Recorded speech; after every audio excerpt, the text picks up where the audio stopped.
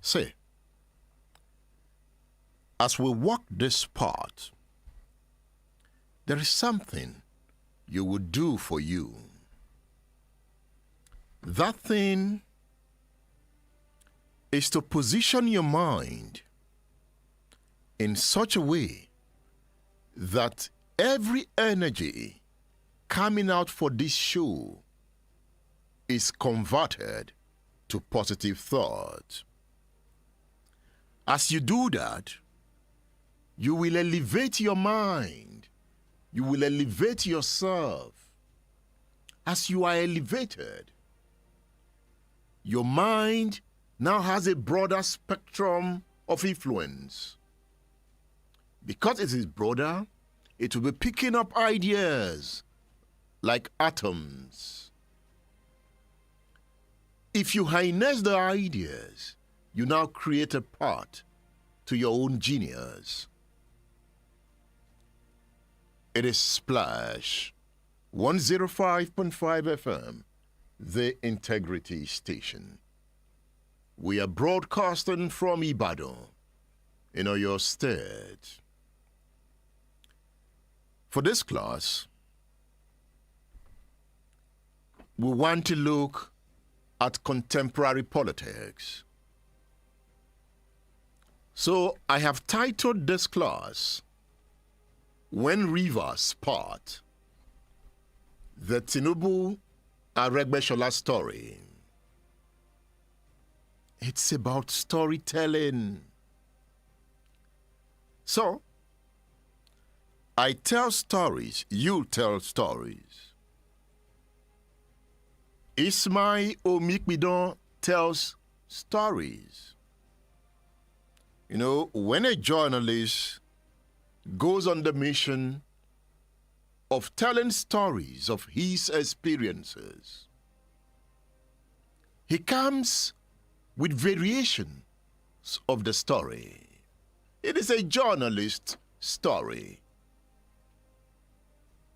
When Rivers Part, the Tinubu Aregbesola story. In the beginning, they worked as brothers, the fraternity. Tinubu, the strategist of Lagos. Aregbesola, the fiery son of Osun. Two rivers joined in one current of power. What began as one of Nigeria's strongest political alliances has fractured into distance. President Bola Ahmed Tinubu, the strategist, and Rauf Aregbesola, former governor of Osun State, and once Tinubu's most trusted ally, now stand on opposite sides of the political map. Interesting. See, as you feel his voice, get ready for the story.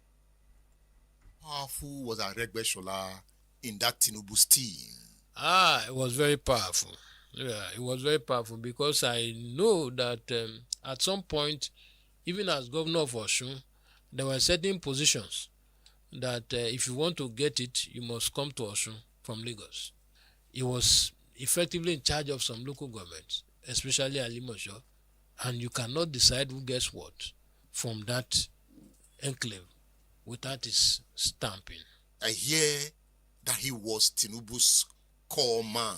He was, and that is why most people believe very strongly that there were some mysterious, happenings that may have led to whatever that transpired. State Affairs with Edmondo Bilo is live. What was the main cause of the fallout between Aregbesola and Oyetola? Well, before I came to Osun in 2019, I had written a piece in 2018 after the election. And in that piece, I stated clearly that Asiwaju Bola Ahmed Tinubu needs to carry out some introspection to examine the roles and activities of some members of his inner caucus. Although I didn't mention Aregbesola's name, but I was actually referring to him, that there are some members of his inner caucus who appears not to be on the same page with him, that these persons cost the party Ondo, and but for some last minute maneuvers, Osun would have gone the same way. So for me, he may not accept it, but I think inordinate ambition was part of what led to the fallout. State Affairs with Edmondo Bilo is live. My former boss, Oyetola, was just a victim. He wasn't the target. Inordinate ambition. Inordinate ambition. Can you expatiate? Fine. You know, when Aregbesola got to Osun, he was already seeing himself as the heir apparent to the political structure of Asiwaju Bola Ahmed Tinubu. And if you look at some of the programs he embarked on, they look more like expansionist, strategies. He made an attempt. He said he wanted to construct a road from Oriliowu to Ogun State. They started it. I'm not sure they completed it. It started the idea that he was already seeing himself as an emerging leader. He was already a leader. Yeah, an emerging leader in the southwest. He was already an emerging leader. Well, if you say so, but he was Tinubu's number 2, right? Is that not what they say? That is what most people say.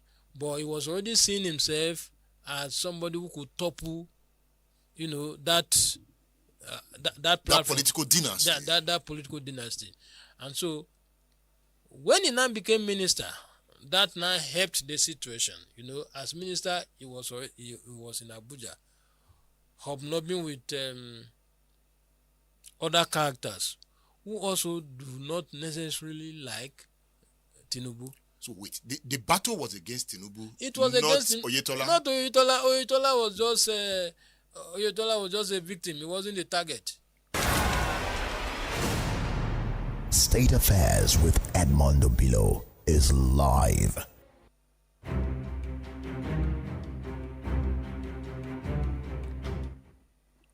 You just heard the voice of Ismail Omikbidon, the author of the book, Persona Non Grata. Hey, there's a new book, Persona Non Grata, by Ismail Omikbidon of the Sun newspaper. He has told his story, and he has also come on State Affairs to explain more. I like his book. In a word, where truth often comes at a steep course, Ismail Omikbidon takes readers on an unflinching journey through the trenches of journalism and the turbulent tides of his personal life. The book Persona Non Grata is more than a memoir. The author says it's a testament to resilience, courage, and the relentless pursuit of truth. So he tells the story through the lens of his career as a journalist. Ismail Omikbidon was the chief press secretary to Oyetola, a former governor of Osun State. In this story, insiders trace the first cracks to battle over a party structure and influence in Osun. Those cracks widened when Tinubu's path to the presidency became clear. By the time the 2023 elections approached, the former comrades were barely in contact. Today, Tinubu sits in Aso Rock as Nigeria's president. Years ago, their partnership shaped the rise of the progressive bloc in the southwest. as we roll your mind. Roll it in such a way that it elevates you. Do not expose yourselves to despair and fear of the future. Fill your mind with the ingredients of joy, love, and you will experience innovation in your thinking. As you do that, you will be able to harness the lessons of the political stories we tell. It's my Omikbidon on State Affairs on Splash 105.5 FM, the Integrity Station. Thank you for writing this book. Thank you very much. And another part of the book that I love dearly is Osun State politics. You were appointed Chief Press Secretary to Oyetola. Yes. You arrived Osun. When you arrived, what welcomed you? Well, what welcomed me when I arrived Osun was my first assignment. We went for turning of the sword, and a few of our colleagues who accompanied me there, I felt I should at least provide some honorarium for them, and I just requested for 200,000. I met the chief of staff that I wanted 200,000. He said I should go and put it in writing. I was shocked because where I was coming from, such an amount, the chief of staff would just open his drawer and hand it over to me to go and do my job. And here I was told to put it in writing. It was strange to me, I must confess. So I just, because when you put it to writing, when will the money come out? Colleagues were waiting for me in my office. So I just called one of my colleagues and I said, look, take my ATM card, go and withdraw 200,000 naira for me. So you began to spend personal funds? Yeah, I began to spend personal funds with benefit of insight. I think it wasn't proper because sometimes I lost count of, the expenditure. And the few ones I remember to write for reimbursement, I couldn't, claim all before we left government. So did you become poorer by the time you left government? I am a classical example of those who say went into government rich and come out, poor. Because how would you explain that to the people? Well, those who are from Osun, I'm sure they are listening to this conversation. Those who are in government today, most of them began to build houses less than a year after they assumed office. And for the 3.5 years I spent in Osun as the chief press secretary, I never put up a boys' quarter, let alone put up a big bungalow. And the house I live in Abuja, I built the house in 2014 and I got into Osun in 2019. So it's not possible to say that, maybe I got the money to build, the house in Abuja. When we lost the election, one of my senior colleagues who had served in Ondo called me and was sympathizing with me. And the next thing he asked, he said, so what next? I said, I'm going back to Abuja. He said, where are my family? I said, my family, they are in Abuja. He said, you have a house of your own? I said, by the grace of God. He said, I got one before I went to government. He said, I'm happy for you. That most of our colleagues, that is usually their challenge. Once they leave government, where to put their heads becomes a challenge. So I thank God I didn't face, that kind of challenge. And that's why I was able to fit him back into the system because I never lived beyond my means. The impression is that once you go into government, you come out rich. Well, unfortunately, my case was different. At least those whom I worked with, they are alive. They can bear witness to it. And my colleagues, that work together in Osun, all of them are alive. Is it that Oyetola was not ready to give you money? It wasn't about Oyetola not ready to give me money. There was no money to give. I joined the government in August 2019.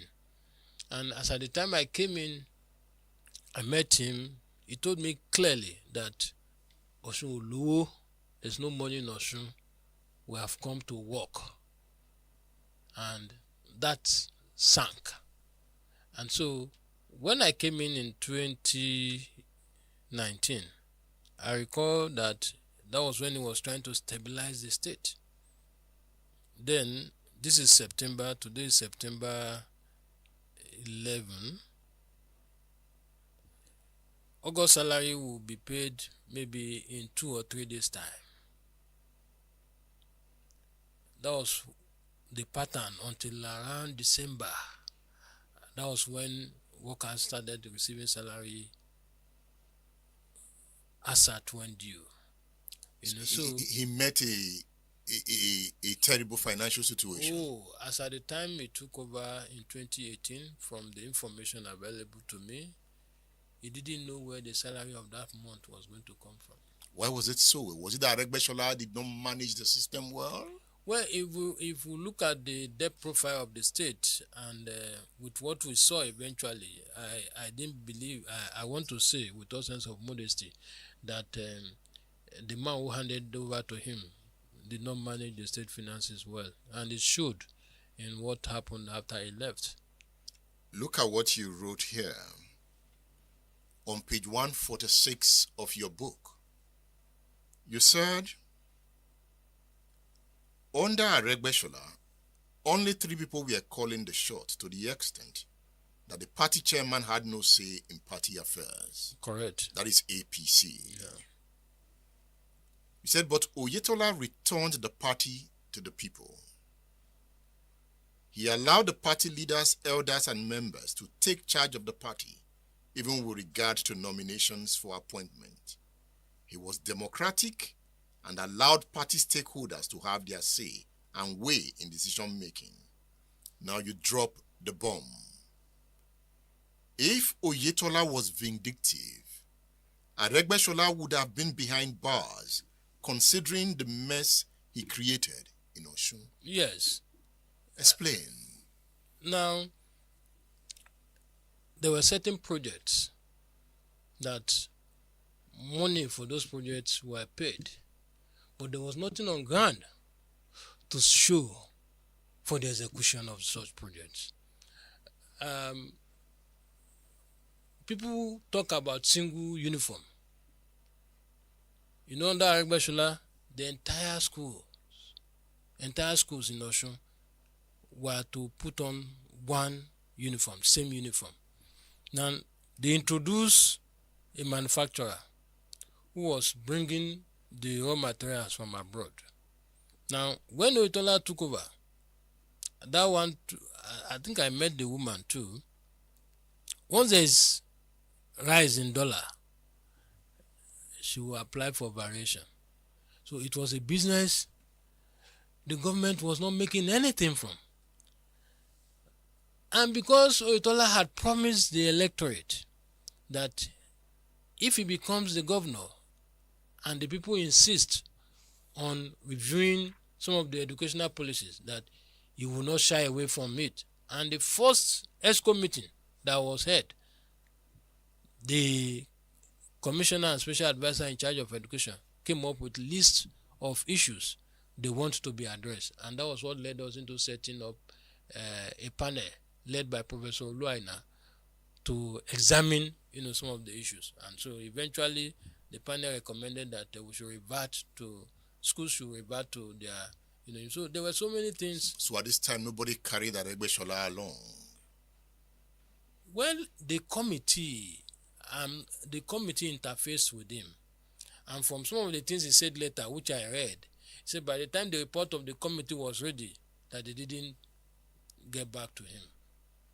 So he was expecting them to get back to him before probably releasing, the. He wanted to be consulted. But the Aregbesola that I know, there was no way he would have agreed that the single uniform and the merger of school and what have you should be reversed. Remember, Oyetola was the chief of staff. He was the chief of staff under Aregbesola. Very well. And those policies were implemented while he was the chief of staff. Very well. He was part of government. Yes.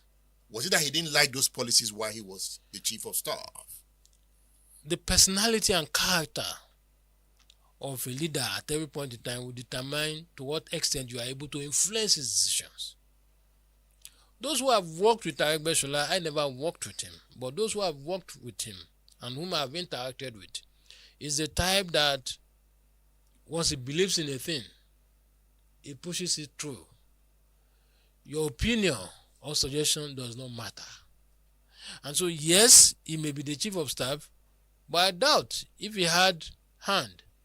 Though the Aregbesola would tell you that, hey, it was my chief of staff, they did it together. But you and I know that as the governor, the buck stops at Aregbesola's desk. You even refer to Aregbesola as a dictator. Yes, because if he invites you for a meeting, he will be the one to talk from beginning to the end.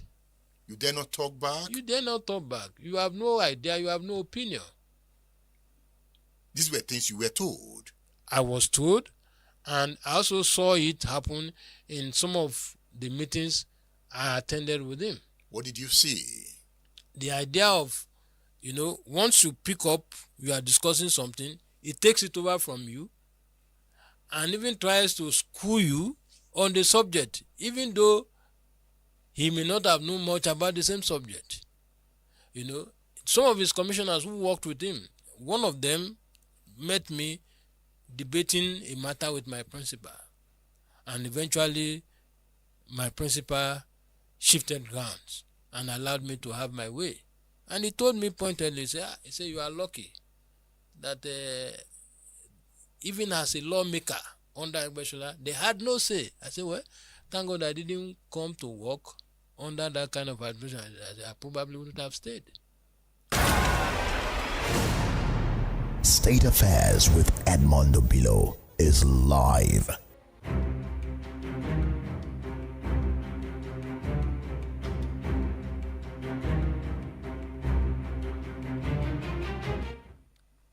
The story is not just the story of Ismail Mikbidon.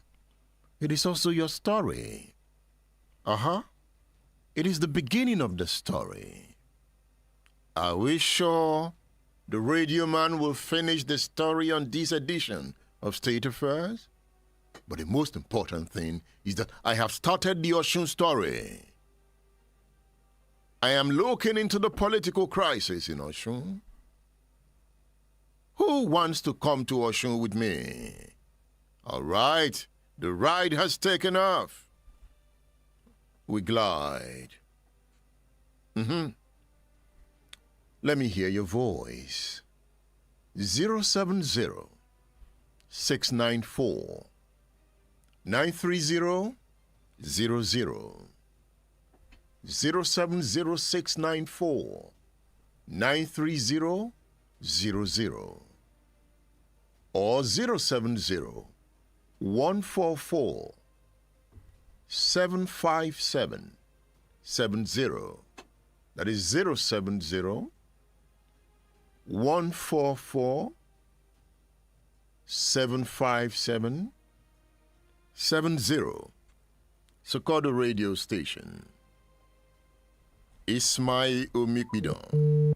Good morning.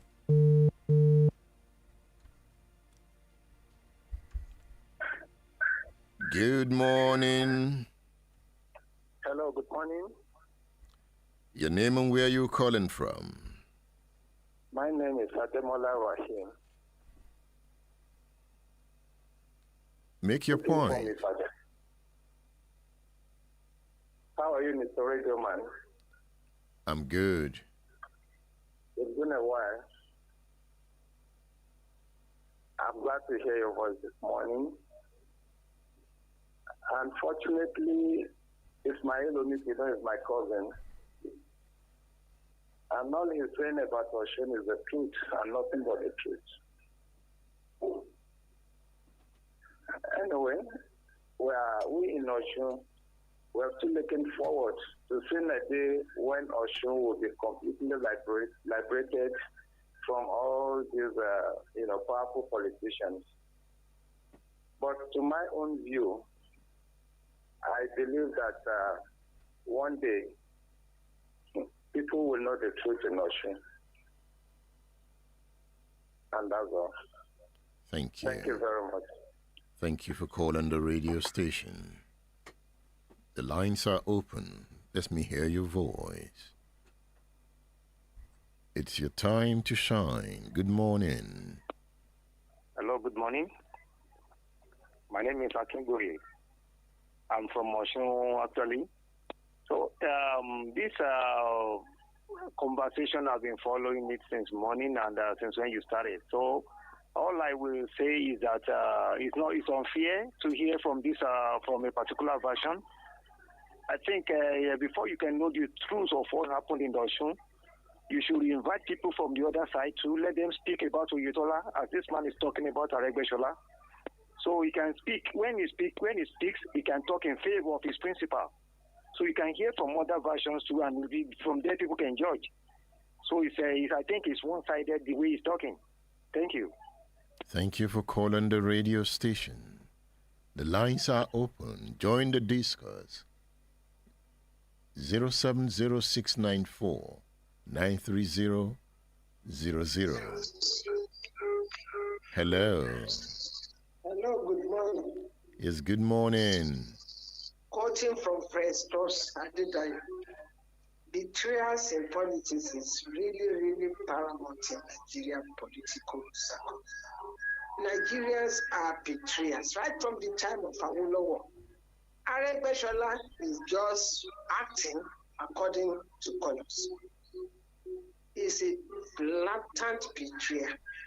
He was somebody who was raised from the pit to become what he Okay, we have to choose the right words. I am sorry. I'm sorry, my brother. But politics in Nigeria has always been based on power tussle. And because there's no conscience in any area of our political circle. Somebody was asking me yesterday, he's thinking of being interested in Nigerian politics. He was comparing Oshibajo with the political saga going on. And I said, Oshibajo is a prophet and a pastor. Dabbling into Nigerian politics will, make him something else. You can't be a man of God and be a politician worldwide. Once you're a politician, you are another thing entirely. So Aregbesola has not disappointed anybody. He's a typical Nigerian politician. Thank you very much, my dear brother. Thank you for calling the radio station. Let me advise, we choose the right words. We want to ventilate our opinions. The lines are open. Good morning. Hello. Persona non grata. Hello, good morning. Yes, good morning. Yeah, this is Arya. I'm calling from Ibadan. Yeah, this is an interesting issue because Aregbesola did a lot in Osun. He executed a lot of physical projects that everybody can see. And some of the projects are still visible today. But I don't want to talk on that. I want to talk on the betrayal of Tinubu. He actually betrayed Tinubu because he and Tinubu have come a long way. He was actually introduced to Tinubu through Tinubu's mother, Abibatu Magaji. And he was Tinubu's campaign director in 1999. They worked together closely. So, be that as it may, I didn't expect that Aregbesola would turn on him the way Aregbesola is doing right now. Actually, what transpired between them, nobody can actually, nobody can actually give a clear picture of that. But I think I support Oyetola in that issue because everybody has his own ideas. Okay, the ideas that Aregbesola brought, he executed, and then when Oyetola took over, he tried to, erase some of the legacies left behind by Aregbesola. So naturally, Aregbesola will not be happy. Nobody will be happy that his successor is trying to hold his is a legacy like that. So Aregbesola has to push back. And then the matter was brought to Tinubu. Tinubu had to support his cousin. Remember, Oyetola and Tinubu, they are cousins, first cousins even. They are both from Aregbesola. Okay, and it was actually Tinubu that brought Oyetola All right. to State to work with Aregbesola. Okay, even Aregbesola was, Oyetola was not too comfortable initially to come to Osun State to work because he was comfortable working in Lagos. It was Tinubu. All right. I told him that, yeah. So round Anyway, off, please. Round off. What I just want to say is that the issue between Tinubu and Aregbesola, there are a lot of things. All right. Thank you. The program is State Affairs on Splash 105.5 FM, the Integrity Station. Stay tuned. State Affairs with Edmondo Bilo is live. Stay tuned.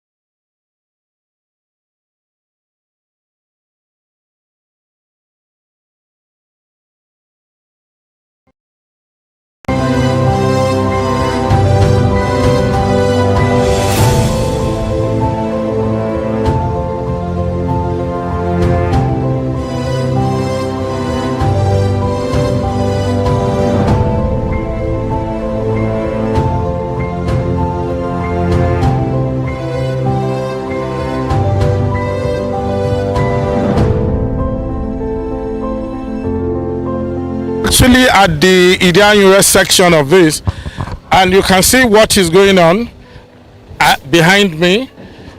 Right now, there's going to be an underpass here. This is a thoroughfare. You can't go into Idianyure.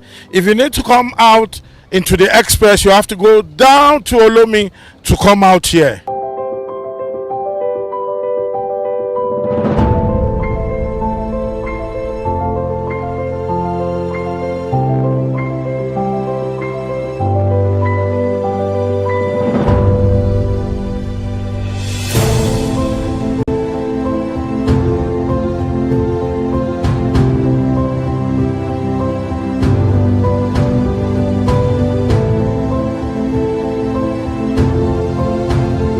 I'm on this road, on the road to time.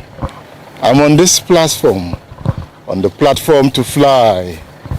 I am on this deck, the deck to kick. When we are excited like this, we are excited about the ingredients of today that will make tomorrow sweet. Have come on this road to feel sweet. You want to come on this road? Join me on the Ibadan Circular Road to feel this good. I like seeing projects. I like seeing government at work. It excites me. If we can do more of this kind of project, the people will be lifted out of poverty and everything good will come.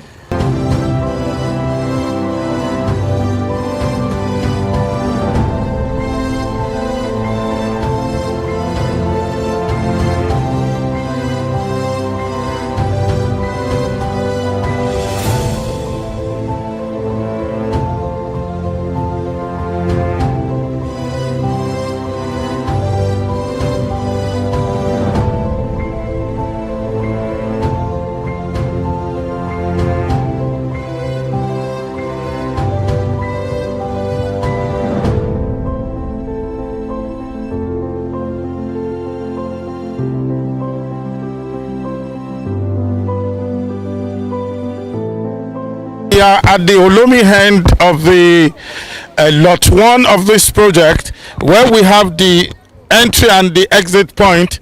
This point is going to be tolled. If you're coming into the circular road, you want to lick the Lagos Ibadan expressway, you have to pay your toll there and you come into the expressway. But if you are coming from the express end and you want to come into Olomi, you will have paid your toll at the entry point at the express, and you can go easily into Olomi. Unlike before, if you're coming into Olomi axis, this axis of Ibadan, you need to go to the toll gate, go to Iwo Road, and you now come in. I was sharing with you that I've never seen this in my life. I only saw this in the developed world abroad. So, I mean, you can have a view of what we're having here. And if you're going to the Badeku end of it, you go through the underpass and you go to the Badeku end. Thank you.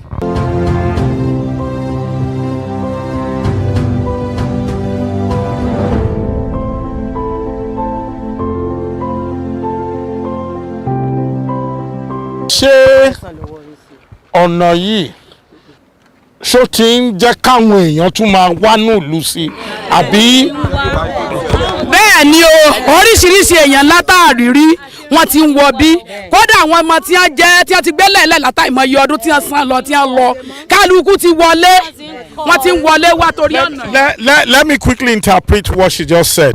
He said most of the villagers have left the village long time ago tó ti fìlú lẹ̀ tipẹ́ wọ́n ti ń wá ní ìlú padà ilẹ̀ wọn ti gbówó sókè. That means that real estate has added value. bẹ́ẹ̀ ni Ọ̀yọ́ tuntun la wà yìí o. You heard what she said, that as a matter of fact we are in New Oyo.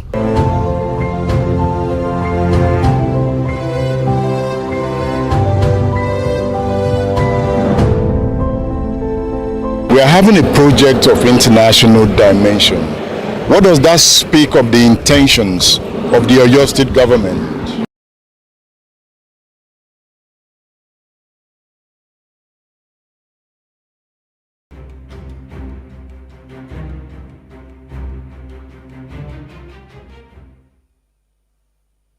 These names are names of history. Did you have the opportunity to meet them? I met their wives, and some of their children were friends. So what was it like at that time, living among military officers? What was it like? That was the only life I had known. I was born in the barracks, and until 4th June 1979, I hadn't lived anywhere but the barracks. And even today, when I go to the barracks, that is where I feel most at home because of the orderliness. State Affairs with Edmondo Bilo is live. So at this point, the signs were emerging. The signs were emerging. Oyetola was studying what was going on. Of course. He was seeing it. He was. Now, the agreement with Omishori, was Aregbesola part of it? He wasn't part of it. Why? Well, those who spearheaded it were not best of friends with Aregbesola. The likes of Akeredolu, the likes of Fayemi.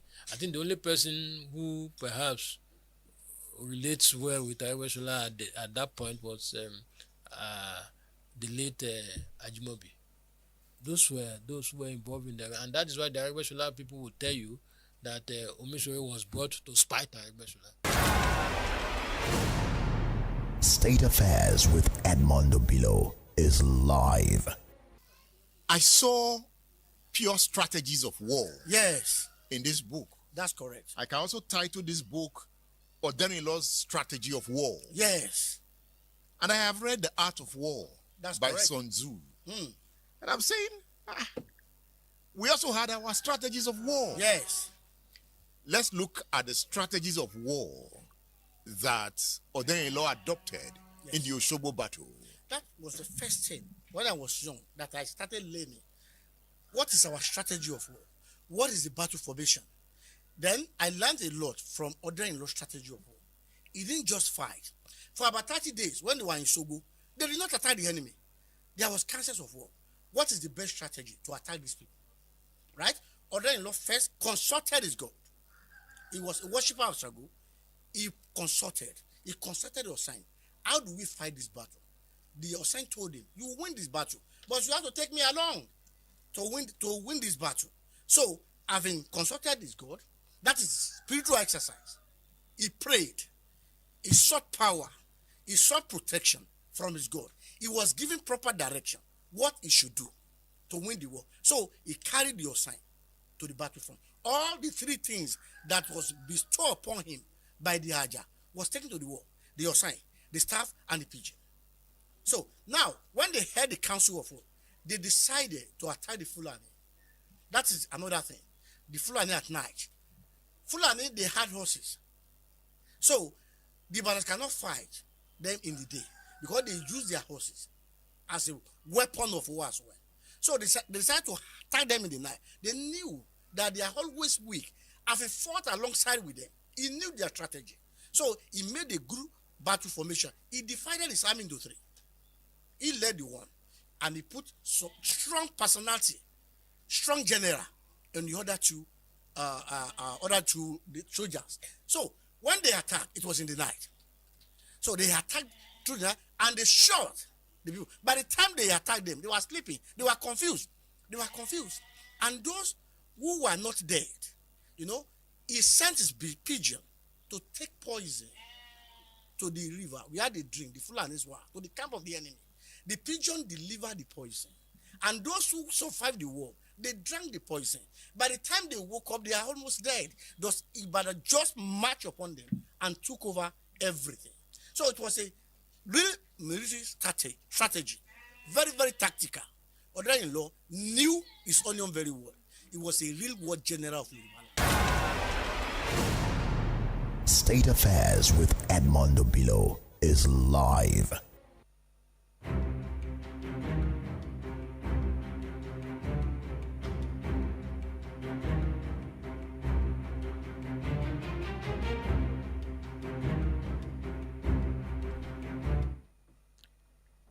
It is Splash 105.5 FM, the Integrity Station. The book we are reviewing is titled Persona Non Grata by Ismail Mikmidon, a journalist. He tells the story of Osun in this book. But it's not just the story of Osun. The Persona Non Grata title comes from his experience in Borno State, when the governor of the state, Ali Modu Sharif, declared him a persona non grata and told him to leave the state because of his report on the government. So that story is also there, the story of Boko Haram. It's a book you should read. This book opens you to another side of the story. Persona Non Grata by Ismail Omikbidon of the Sun newspaper. Good book. His own side of the story. There's always another side of the story. You can get this book through Dara Books. So you can order through my WhatsApp number 080 999 18449. You can order this book through my WhatsApp number 080 18449. There are other books here that you should read to help you understand the subject. There is Beating All Odds, Diary and Essays on How Tinubu Became President, a book written by Sam Amatsae. Beating All Odds, Diary and Essays on How Bola Tinubu Became President, a book by Sam Amatsae. You'll find this book on udarabooks.com. udarabooks.com. Another book of politics I am recommending to you this morning is this one entitled S. Ladoke Akintola, His Life and Times. You know, a caller has taken us back to what happened between Awolowo and Akintola. Is that what is going on between Aregbesola and Tinubu? So if you read the book S. Ladoke Akintola, His Life and Times, it takes you to the past. A book written by Professor Akin Oshutokun. You will love this book because I love it. I love the book. I love this book.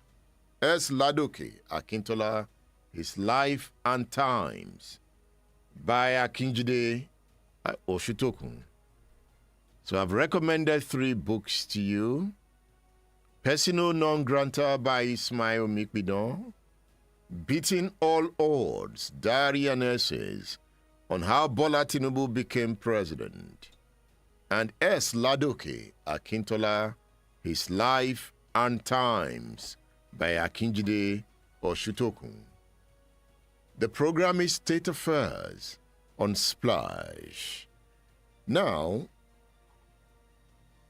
insiders trace the first crack to battles over party structure and influence in Osun. Those cracks widened when Tinubu's path to the presidency became clear. By the time the 2023 election approached, Aregbesola and Tinubu were barely in contact. Today, Tinubu sits in Aso Rock as Nigeria's president. Years ago, their partnership shaped the rise of progressive bloc in the Southwest. Aregbesola, celebrated for his fiery oratory and grassroots drive, was often described as Tinubu's right-hand man, a dependable lieutenant who carried the party's banner from Lagos to Osun and beyond. Together, they built victories that altered the course of Nigerian politics. But behind the public smiles, ambition and differing visions began to pull them apart. Ismail Mikbidon, the author of the book Persona Non Grata on State Affairs.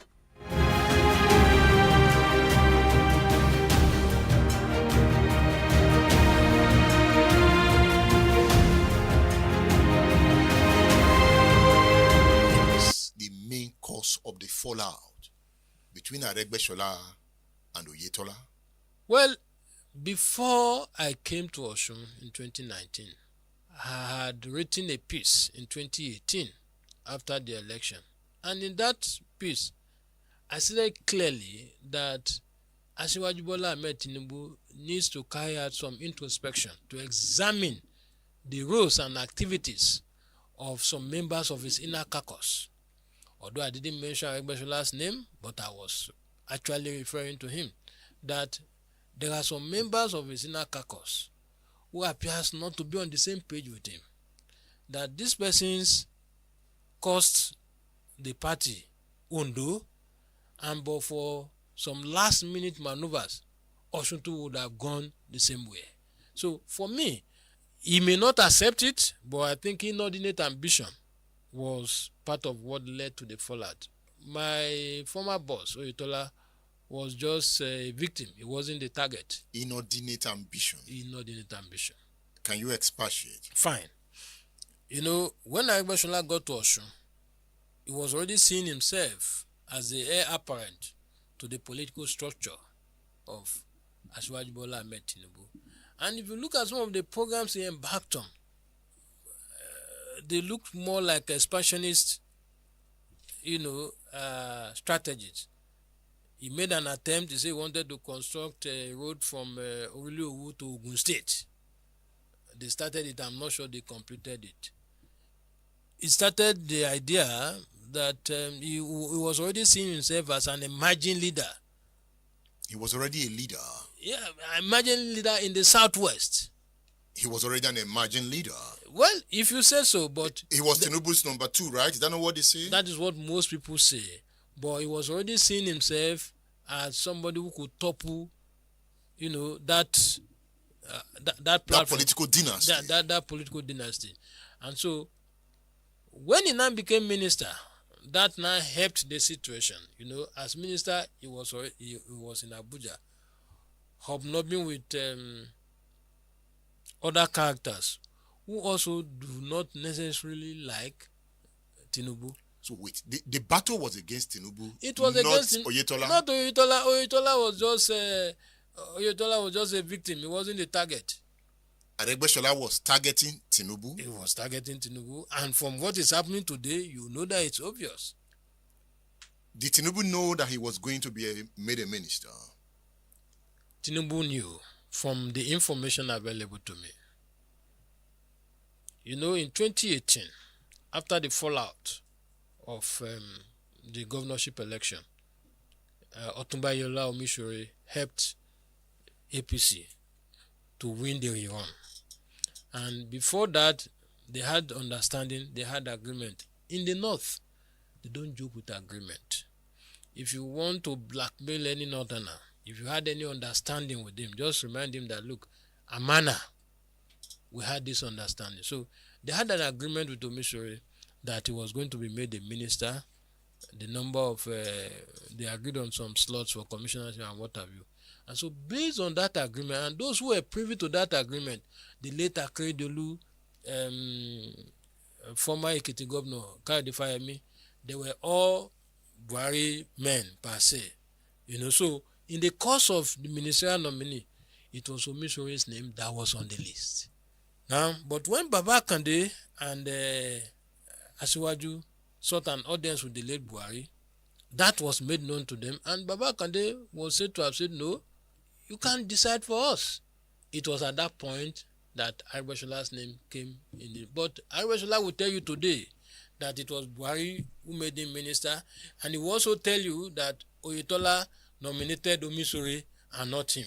So are you making the point that Tinubu nominated Aregbesola? Of course, he did. As minister? As minister, he did.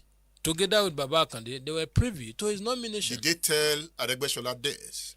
I'm not aware if they did or not, but with the type of relationship that existed between them, I believe they should have told him. So if Tinubu had nominated... Because Aregbesola was abroad when all this were happening. I think it was Asiwaju Bola Ahmed Tinubu who called him to return to Nigeria. That means at that point, they were in good terms. They were in good terms.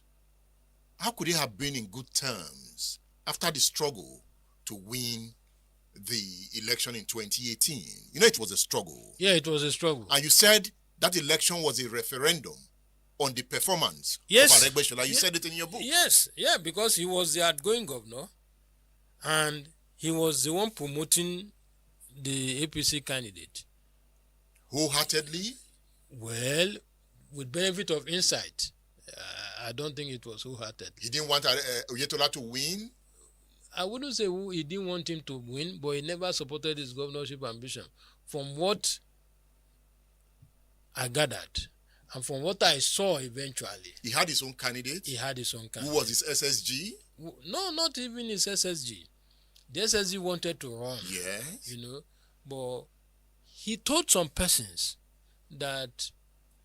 we are talking about Adeoti here. Yeah, Adeoti. Now, but the people around him knew that his preference was his friend, Uriolo, but he never made it obvious. So they were now struggling to ensure that the ticket remains in Osun West. So if that had happened, that is when we would have seen his true hand. But that never happened because I recall when he went to see Asiwaju and he was telling him, they said he was telling him that the candidate they want to promote, that is his chief of staff, Oyetola, was not popular. And I was told that Asiwaju told him that when we took you to Osun too, you were not popular. Go and sell him.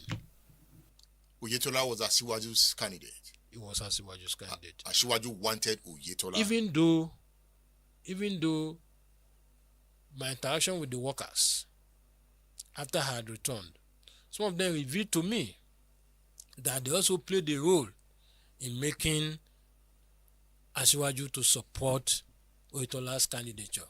According to them, they said from the way Oyetola handled the labor matter and from his calmness, they believe that only him could have been able to stabilize the state with what had happened. So they also reached out, to Asiwaju. It was Oyetola who went to inform Asiwaju that he wants to run.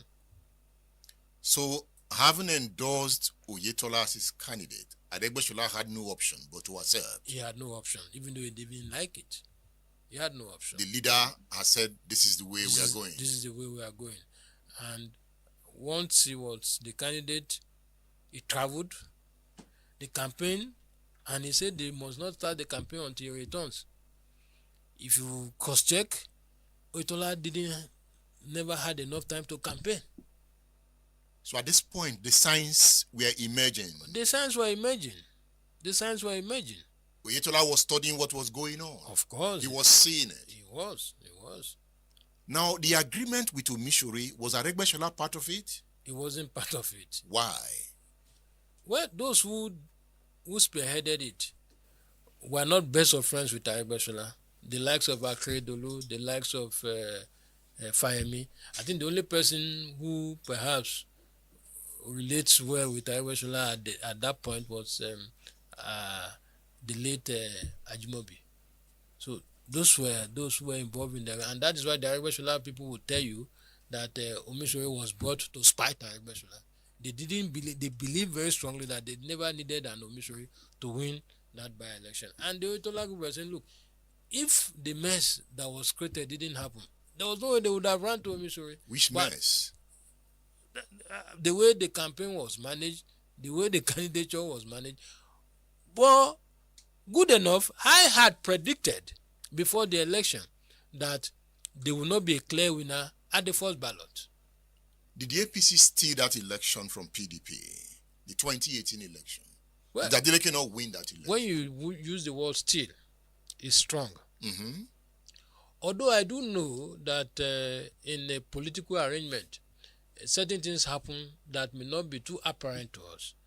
But the truth is that if they will run, if the statement that happened had not happened, that led to a run, there was no way APC would have won that election. That rerun was like a military affair. Well, the Electoral Act is very clear. When the number of votes that were cancelled are more than the margin of win, you can't declare a winner. And that was the provision of the Electoral Act that INEC used to declare the election inconclusive. Many would say that rerun was state managed by the federal government with intense military power, so it was hijacked and given to Oyetola. Well, I wouldn't say so, but even the PDP people reach out to Omishori. It's just that because Omishori felt betrayed by the current governor, he refused to give the current governor the support. Don't forget that Omishori was the one who handed the senatorial ticket to the current governor in 2017 when APC denied him of the platform to run. And I understood from the information available to me, part of the understanding was that the governor would not run for governorship in 2018, having been given the senatorial ticket, because at the time he got the senatorial ticket, there was crisis in PDP, there was Alimodu Sharif's faction, there was Makarifi's faction. Now, the faction that was recognized by the court at the time was the faction Omishori belonged to. But because of that understanding, he rallied the political actors in PDP in the state behind the incumbent governor. And that was how the man was able to defeat Aregbesola's candidate, even while Aregbesola was still the governor. And for me, I believe very strongly that was the beginning of the decline of APC fortune in Osun State. But they want to blame it on Oyetola. Aregbesola was governor when they lost that senatorial by-election. Apart from that senatorial by-election, they also lost 2 to other by-elections. State Affairs with Edmondo Bilo is live.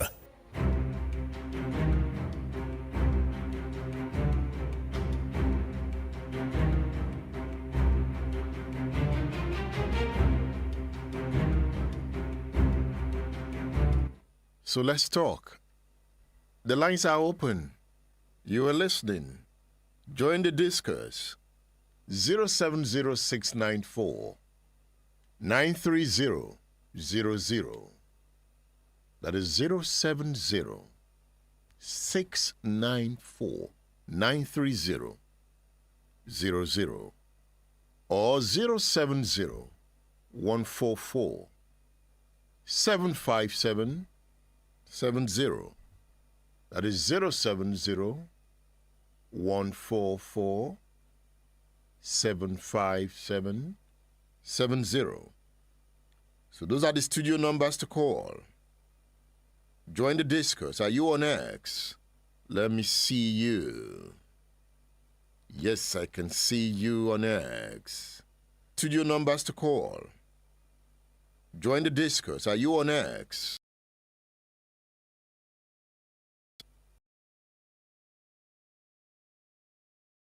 I'm on X.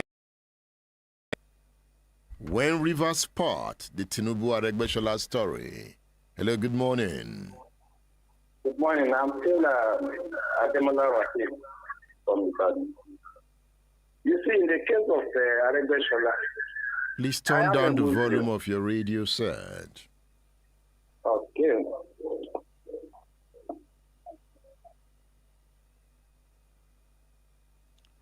Can you hear me now? Yes, I can hear you. You see, in the case of Aregbesola, I'm a Muslim, and I've not seen any book, both the Bible and the Quran, that support someone to be an ingrate to whoever that brings them up. So my case, my annoyance with Aregbe is that whoever that brings you up to become somebody, whatever that person might have done wrong to you, you must never, in any case, try to look at that person or to see the downfall of that person. That's just my take on Aregbesola. Thank you. Thank you. I can see Dr. Laiton Johnson on X. Aregbesola is playing the cards he had seen his boss played at the time. That is what Dr. Laiton Johnson is saying on X. Omotayo Olurotimi Onobamiro says, the richest people in Nigeria are pastors and politicians. Right from the days of Awolowo, monies were mostly made from government. Big Pedro is on X. He says, it's good to be in class this morning. I have to listen very well. Is this man talking about the same Oyetola? Well, I have no information to refute his claims. So leave your messages on X. As you watch, extend and broaden the class. And the best way to do that at this moment is to repost, is to share on Facebook, is to join us on YouTube as we stream, is to join the stream on LinkedIn. Just search for Edmondo Bilo. We are also streaming on Splash FM Facebook page. Are you there? So I'm waiting to read your messages.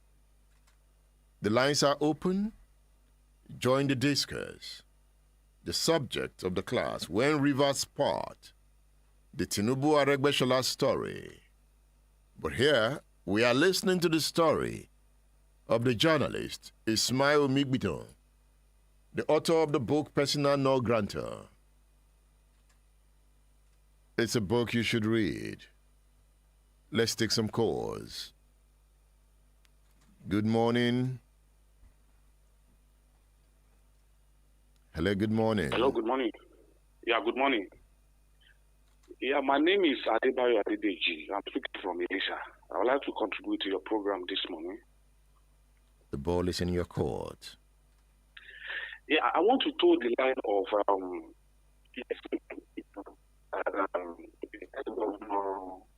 Aregbesola actually decided to make a visit. And I want to tell his line. Some of the projects embarked upon by his government, particularly in the first term, are needless. And I think they were bloated to line some of the officials of the government at that time. Your line is not clear. Your line is not clear. Sorry about that. All right. Hello, good morning. Hello, good morning. Hello? We are with you. Good morning. Good morning. This is Olashupo JK from Akobo. Hey, JK Olashupo. Well done, my brother. Good morning. I just want to contribute the little I will want to contribute this morning concerning your topic. The topic concerning Aregbesola being the one that is maybe doing something bad to what is it called, the president now. I think the place is being overflogged. We have precedents. What did Tinubu himself did to Afenifere? Or do we want to say that Afenifere did nothing for his emergency in 1999? And what happened to Afenifere after his emergence, after becoming the governor? And the Afenifere were polarized. So you cannot be a servant forever. You will always agitate to do certain things at your own corner. I think Aregbesola was looking at Osun as his own corner, not Lagos and not Nigeria. And concerning the election of Adeleke the first time, I think, and I want to believe that it was actually hijacked. It was being reported. The results were being collected, and there was a phone call where everything stopped. So that is it. Something similar to that happened in Kogi and Rivers. When in Kogi, and the candidate actually died. Who was winning? He died, and they said that the running mate now could not ascend. In Rivers, Amechi did not partake in any gubernatorial election, and because he partook in the primaries, so they gave it to him. They said they were voting for party, but in Kogi they were not voting for party. They have to stop it until another person came up.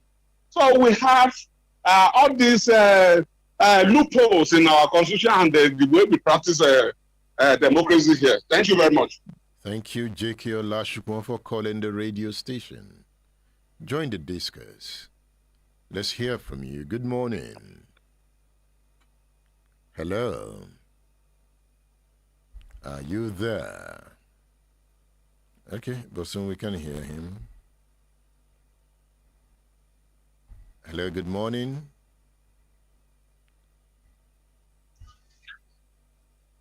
Good morning.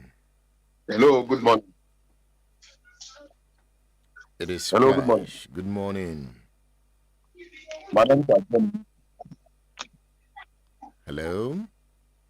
My name is Akem. Make your point. Hello.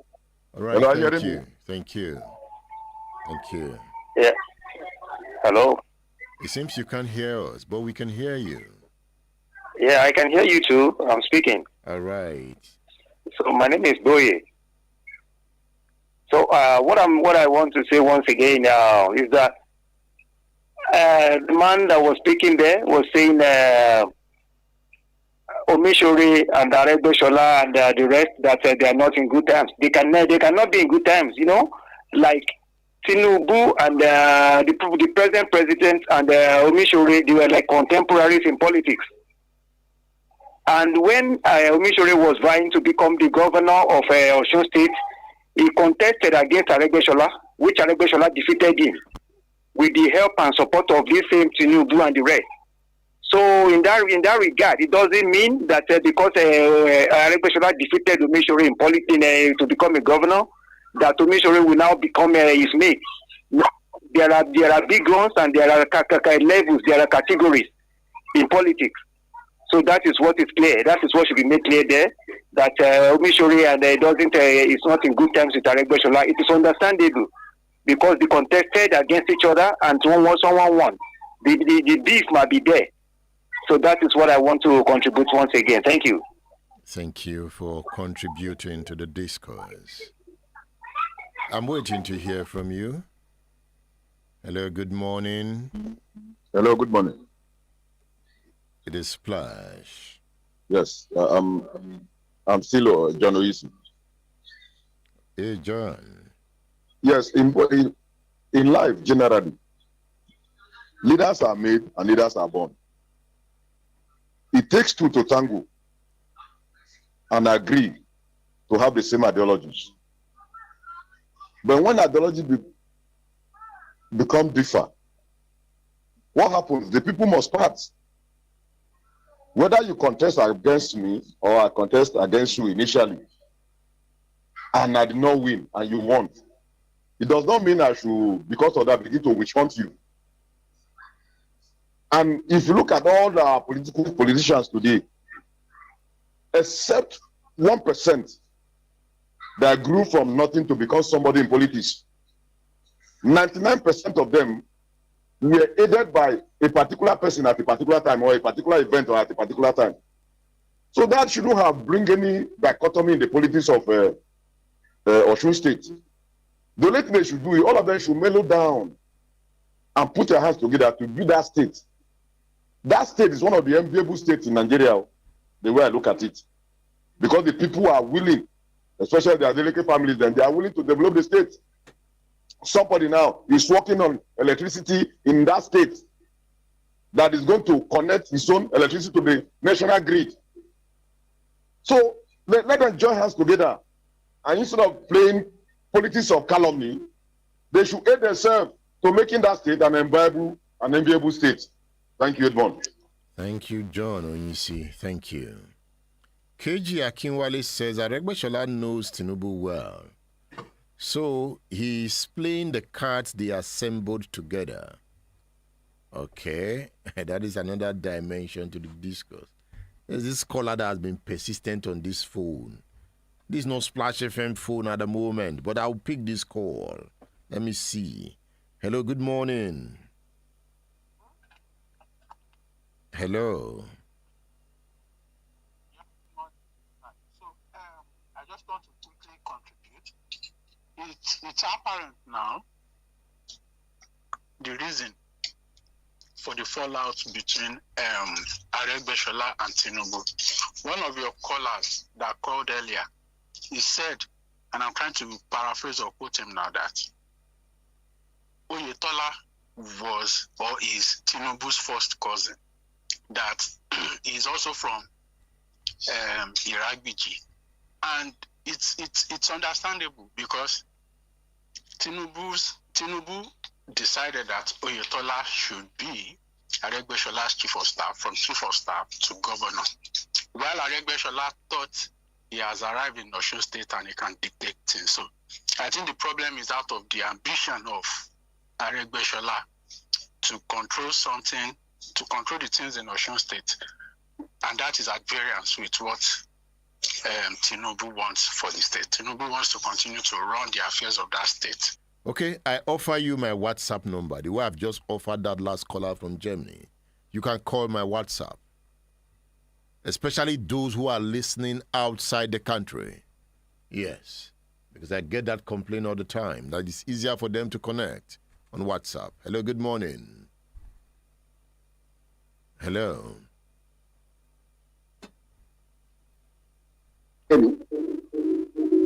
Hello? Please turn down the volume of your radio. Can you hear me? I can hear you, but turn down the volume of your radio. That. You see, let me tell you the truth. To me, as a person, I'm not in support of Aregbesola simply because I see Aregbesola as a traitor. You see, you don't bite the finger that feeds you and still expecting it to continue feeding you. That's just the truth of it. But although the problem of political gladiators in Nigerian politics is getting worrisome, but the best way to to put an end or reduce this thing drastically is by having the independent candidacy, so that there won't be any godfatherism in Nigerian politics anymore. Thank you, Omobashanu. Thank you, Omobashanu, for joining the discourse. The program is State Affairs on Splash 105.5 FM, the Integrity Station. Ismail Mikmidon has a lot to say. He's not done. But just stay tuned. The radio man is here. Catch your breath. Take a cup of water. Open your mind to the positives of life. I'll be back, so stay tuned.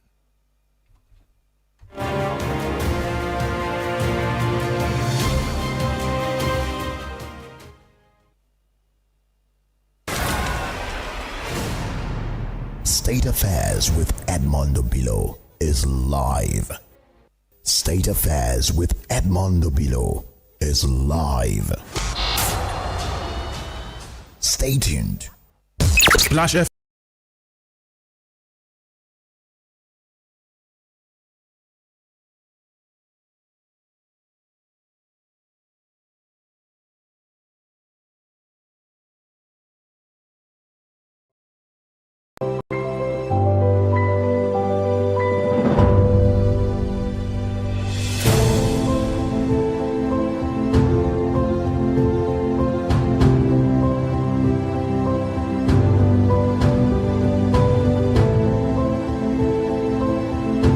The soap-making industry in Ikpapo seems to be one of the critical identities of Ikpapo as a place.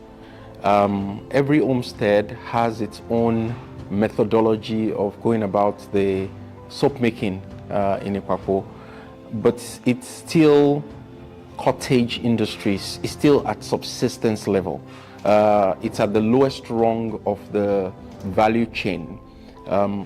The methodology, the know-how, the identity, the technology is still there.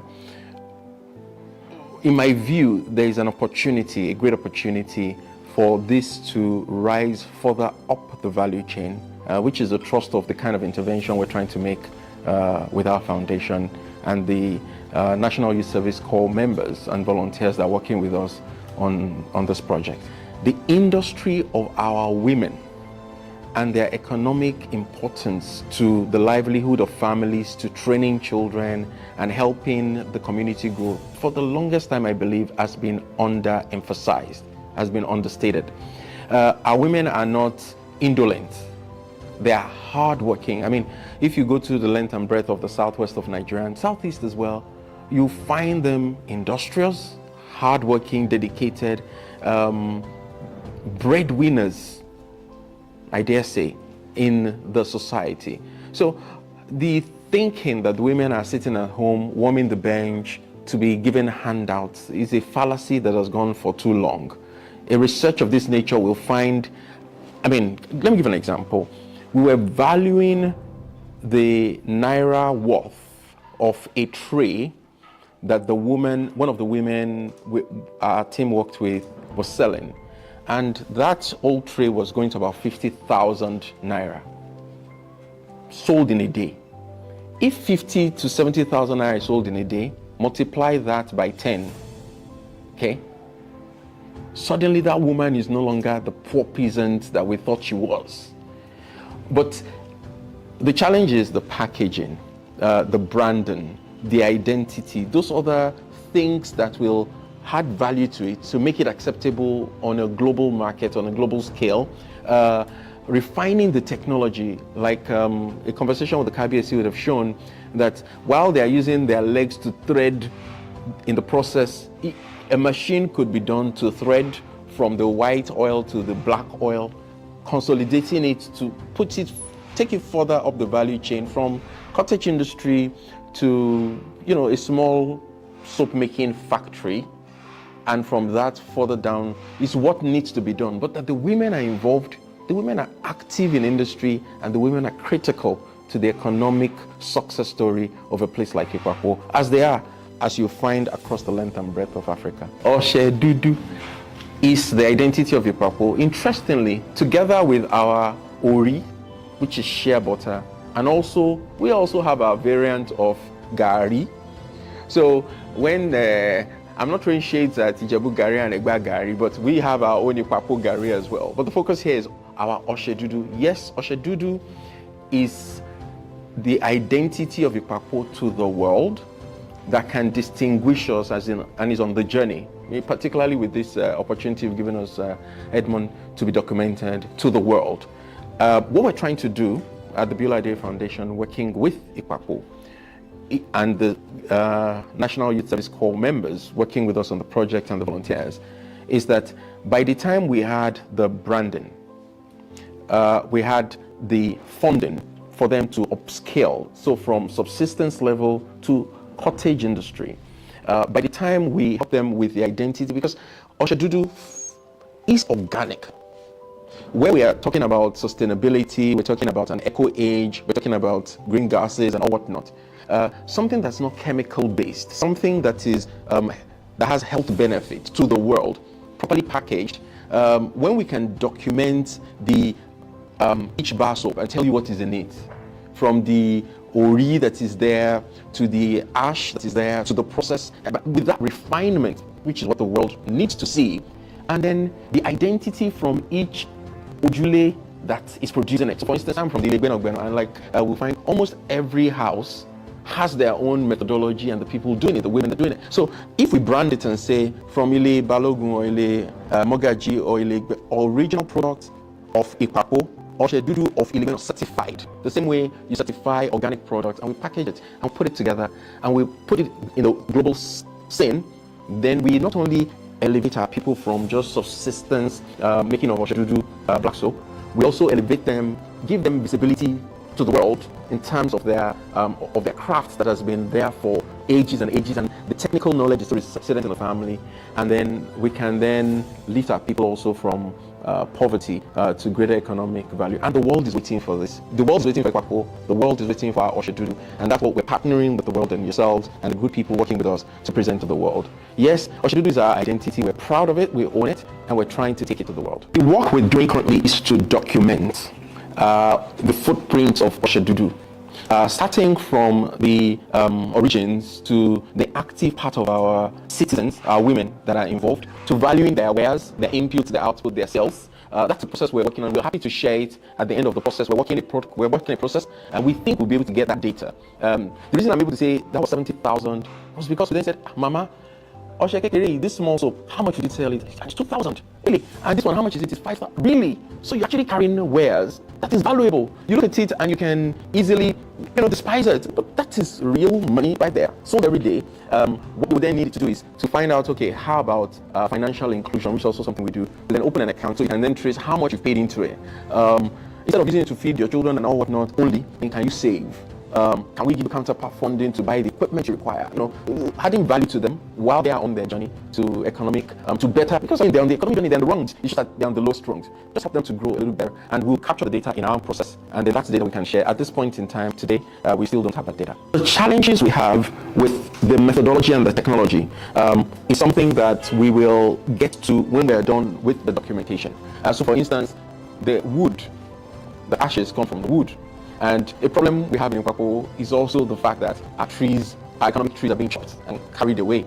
But if this is properly studied and given, then the local technology and the conservation efforts can then be looked at vis-a-vis what is currently being done, and then we can make a decision in that regard, helping them. Again, for the people, you can't force on them what they consider is their ancestral heritage, what their babanla have been doing. But when you show them the value and walk the journey with them, you can push them, you can encourage them further up the value chain. And then of course the technological improvement.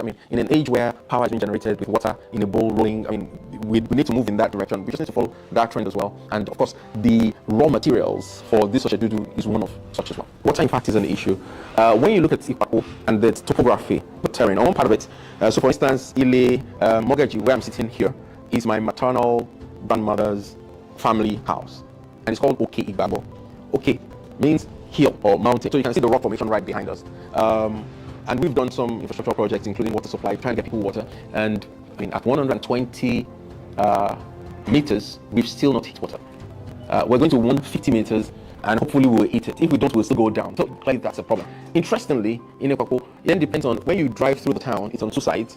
This line has water. The other, the rocky side, is difficult to get water. So part of the project we're working with the KBC and the communities to see how we can bring water through some of our interventions and working with some of our partners to bring water into Ekwapo. It's an intervention that's ongoing. In Ilegan, we've built a community borehole.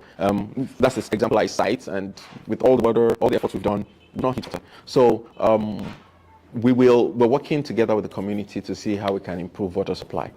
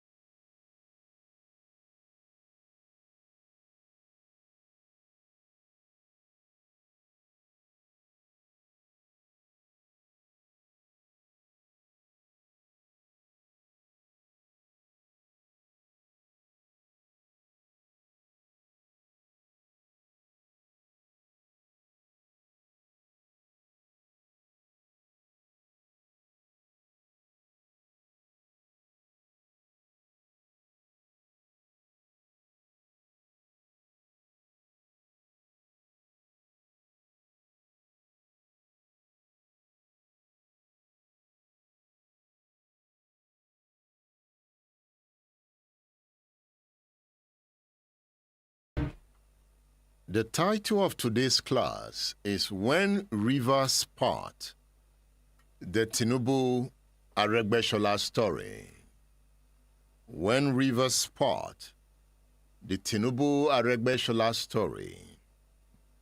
If you also want to trace Tinubu's politics, his book Battle Lines, Adventures in Journalism and Politics. It is the story of Segun Oshoba, and Tinubu is prominently mentioned in this work. So for those going into politics, these are books you should read. You will see how things played out, intrigues. Callers have been saying betrayal.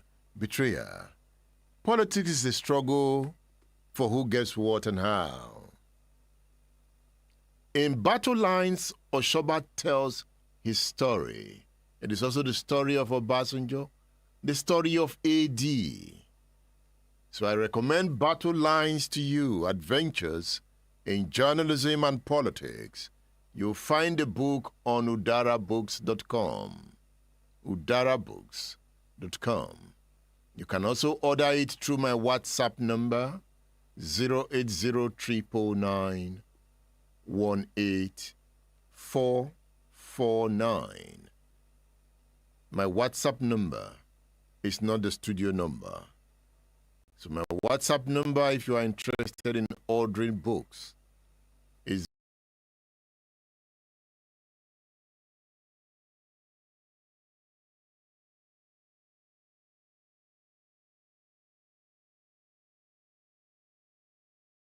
08039 18449. But I've also said that those who are listening overseas can call that number. If it's not a foreign number, I won't pick it. Yes. For those listening in Nigeria, you call our studio numbers. But for those outside the country, it's easier for them to connect through WhatsApp. So you can call that number. Okay? So Battle Lines, Adventures in Journalism by Segun Oshoba. There's another work here. It is titled Segun Oshoba, My Life in the Public Eye. You know, it's a compilation of commentaries on Segun Oshoba, a former governor of Ogun State. Segun Oshoba, My Life in the Public Eye. This is the book I'm talking about. So both of them go together. Battle Lines, Adventures in Journalism and Politics by Olusegun Oshoba. Olusegun Oshoba, My Life in the Public Eye. Another book I'm recommending to you this morning is Abiola Ajimobi, Architect and Builder of Modern Oyo State. This is the story of his early life, his career, politics, governance, and legacy. This is the biography of Abiola Ajimobi, hardcover, written by Sam Omatsaye. Abiola Ajimobi, Architect and Builder of Modern Oyo State. The book is about his early life, career, politics, governance, and legacy. You'll find the book on udarabooks.com. Then, this one by Bisi Akonde, My Participations and Autobiography, hardcover.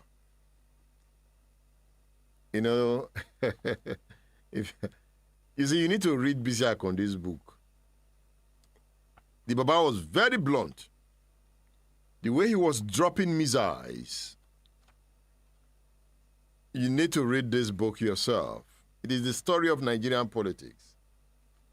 About 558 pages. The autobiography of Bisi Akonde, a former governor of Osun State. And we are talking about Osun State. That is why Ismail Mikbidon wrote the book Persona Non Grata. It is the story of Osun State too, the story of Bonu, the story of Ekwere Madu in the Senate, the story of Kashim Shettima, now the vice president. You'll find those stories in Persona Non Grata by Ismail Omikbidon. Ismail Omikbidon is on State Affairs. Let's continue the journey.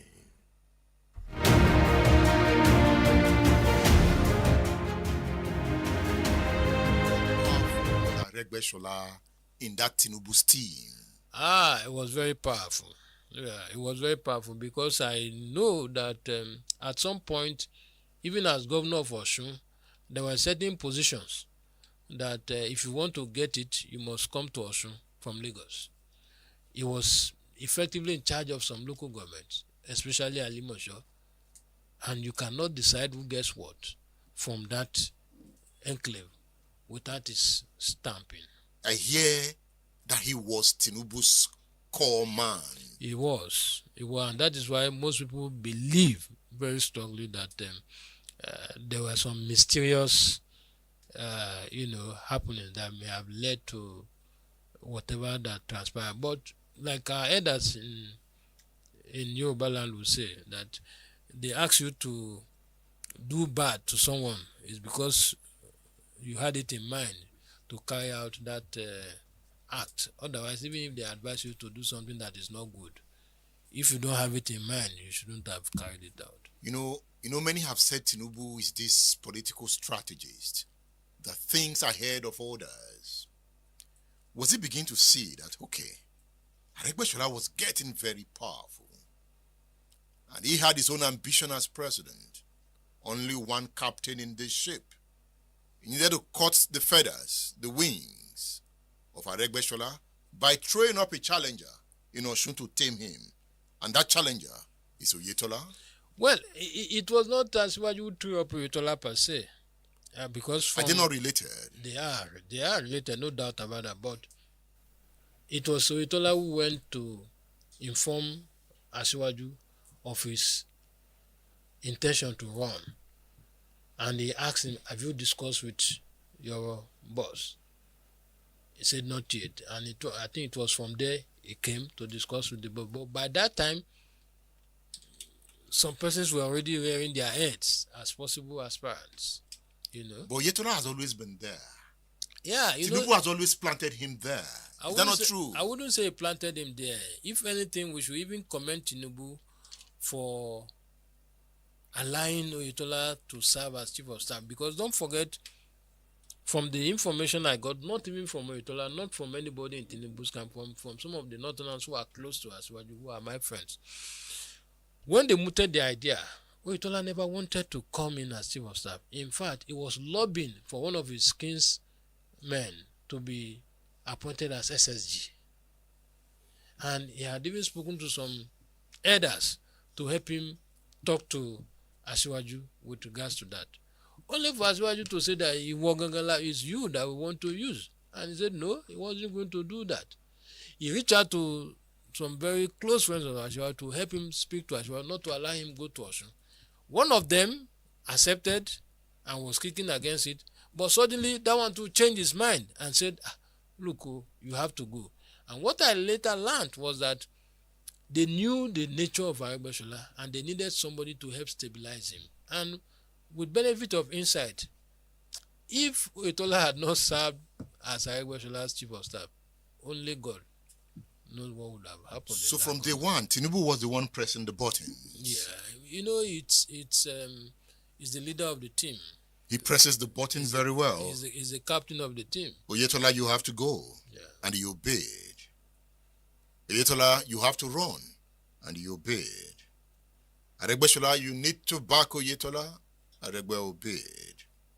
Now, Oyetola had become governor. Perhaps Tinubu is saying, I don't want anybody to disturb Oyetola anymore. Aregbesola must move to Abuja. That Oyetola will have the space to operate. What do you think?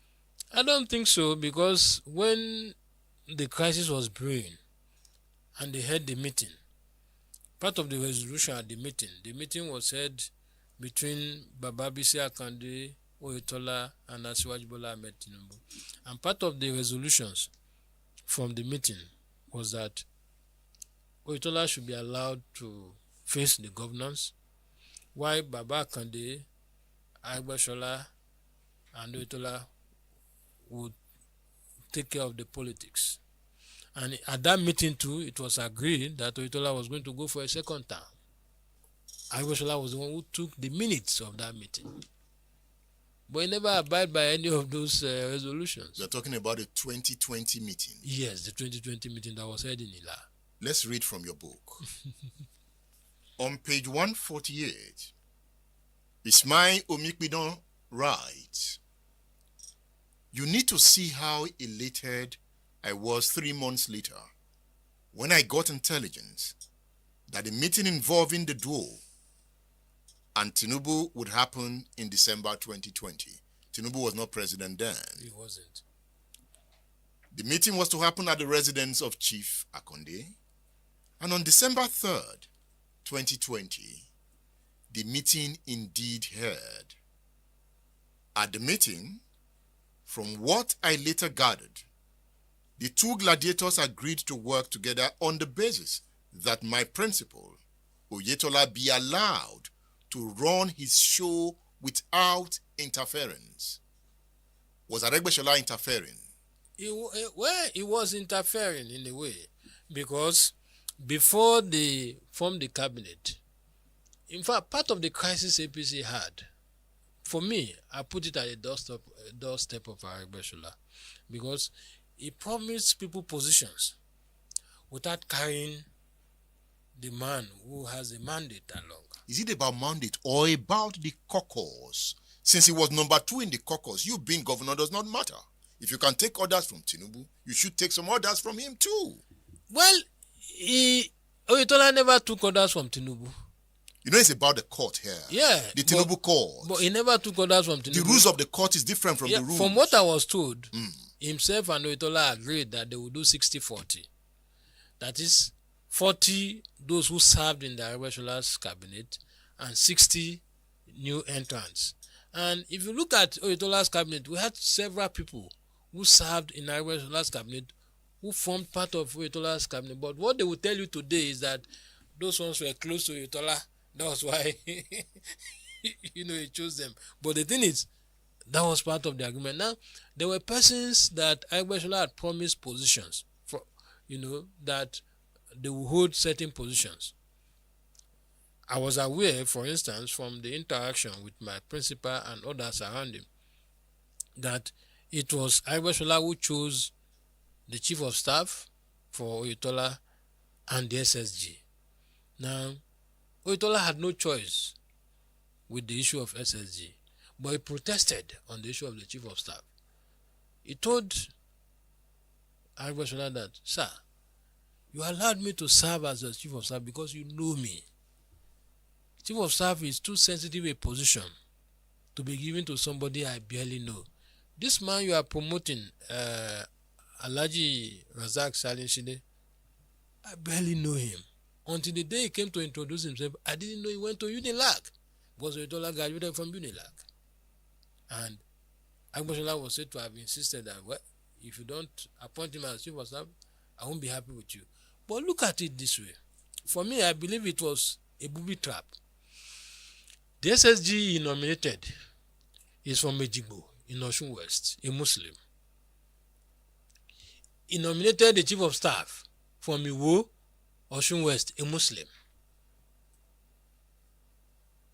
And Oyetola, the governor, a Muslim.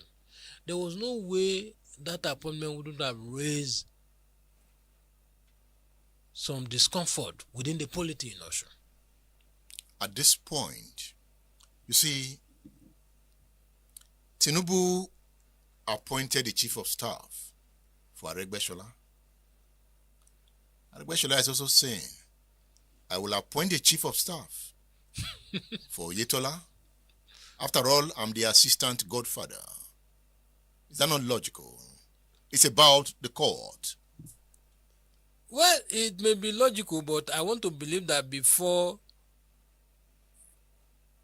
appointing Oyetola, he would have discussed it with Aregbesola, and they probably would have had a consensus. It's different from, I'm sure, the Tinubu that I know.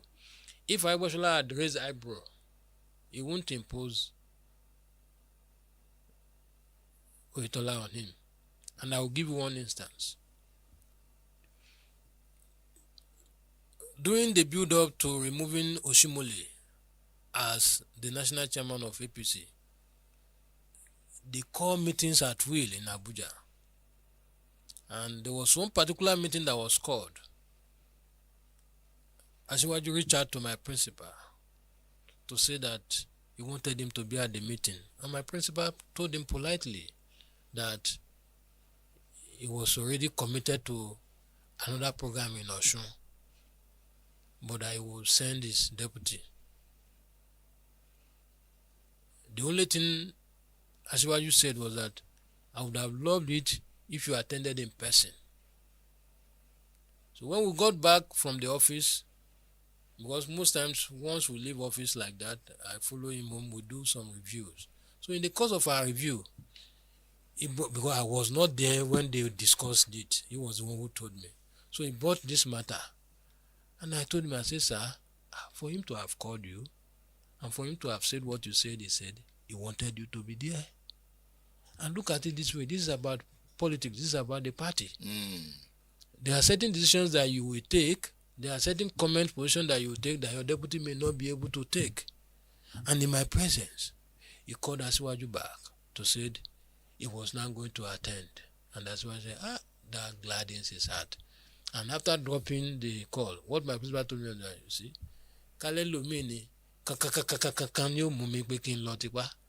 saying that if it were somebody else, you wouldn't have given him the opportunity to make his own decision. That somebody else is? I wouldn't know. All right.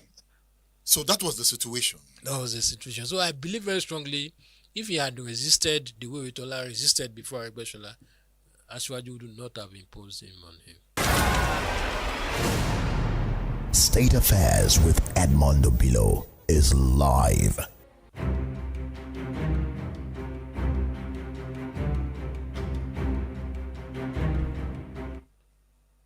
They dreamed of a new dawn. Their voices shook the old walls of politics.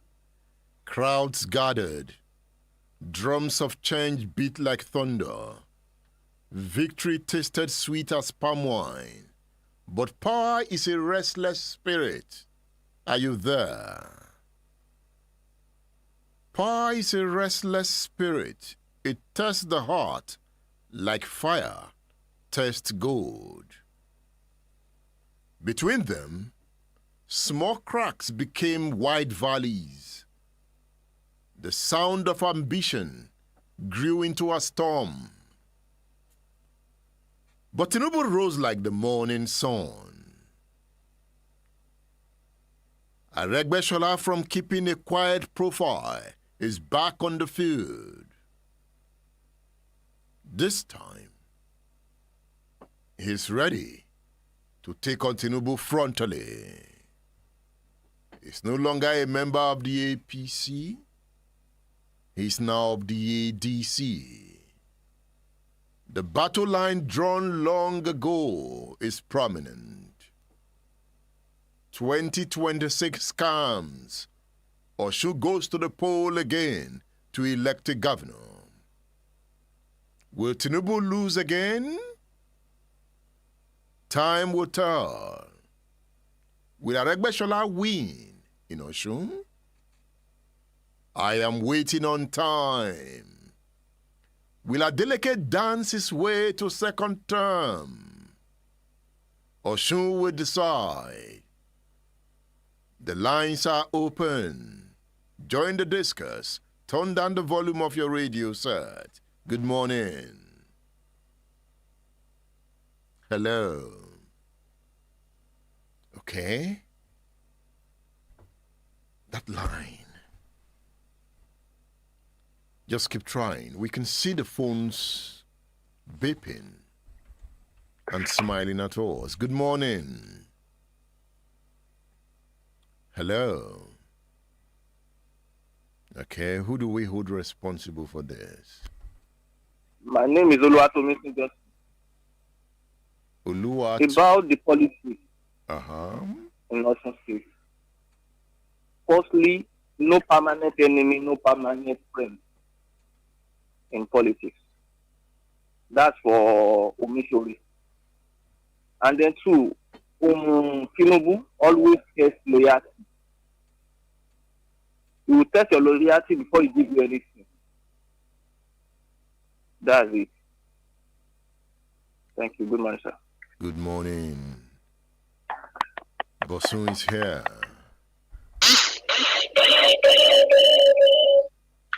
Hello. Hello, good morning. This Obina calling from Ibadan. Obina, the ball is in your court. I want to ask you a question.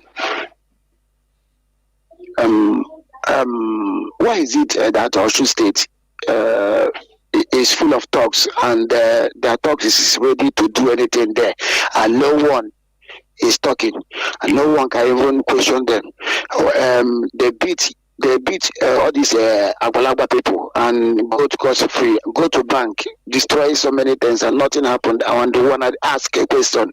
People tell me that the order is from above, that the power is from above. So was and they know that it cannot happen in Ibadan here. So, but it happened in Osun State in my crow eyes. So what is the problem there? So in your crow eyes, you saw them beating people. Agbalagba is not old man that is above 70 something, 80. They're beating them anyhow, and after beating, they go to bank and destroy so many things in bank. Who was beating? Who was those carrying out the beating? The the people carrying the beat in the was the thugs. The thugs, they beat the security men, and even I saw police on that day. I saw police escorting them not there, and they said they can. Some people said they cannot do anything. They only they only escort them anywhere they go, and they keep destroying things. In fact, I'm so disappointed on that place. So I don't know. I don't know how I will put it so that I will not talk anyhow. Thank you. Thank you. Yeah, thank you. Don't worry. Everything will be fine. Let me take this call. I've promised to take international calls. Hello, good morning. Hello, good morning. My name is Dari. I'm calling from the UK. All right, Dari. Yeah, I think the issue between Aregbesola and Tinubu is just about the power tussle.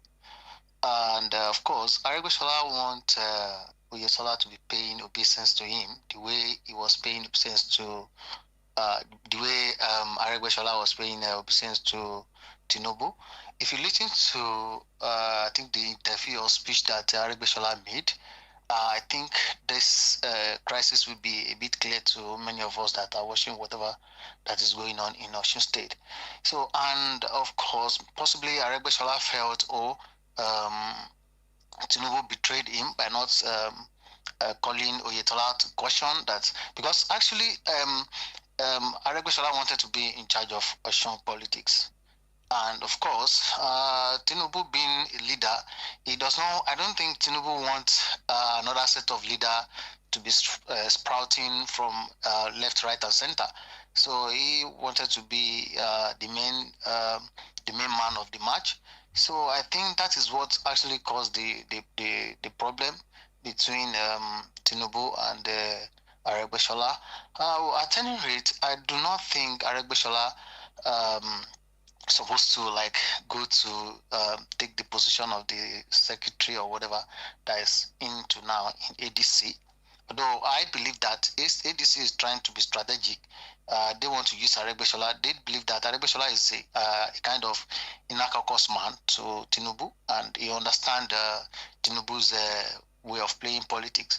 So possibly that's why they picked him, and so we wait to see whatever that will happen in 2027 to see what role Aregbesola will be playing in the emergence of whoever becomes the president by 2027. May God spare our life. Thank you. Thank you for calling the radio station. Thank you. He called from the UK. Yes, you joined the discourse. As you listen to the stories, also pick up books, read books, and open your mind. Let's take that call. Good morning. Good morning, sir. Good morning. That line is not clear. Let's take this call from here.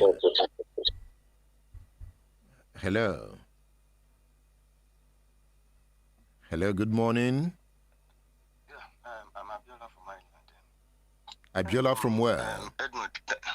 Is that? Abiola from where? Ireland. All right. Republic of Ireland. All right. Thank you for your good job, number one. Number two, I asked you a question one time about the billions of naira that your guy want to use to build the government house. You have not given me, or you have not done anything about that. But let me go to the issue today. Go ahead.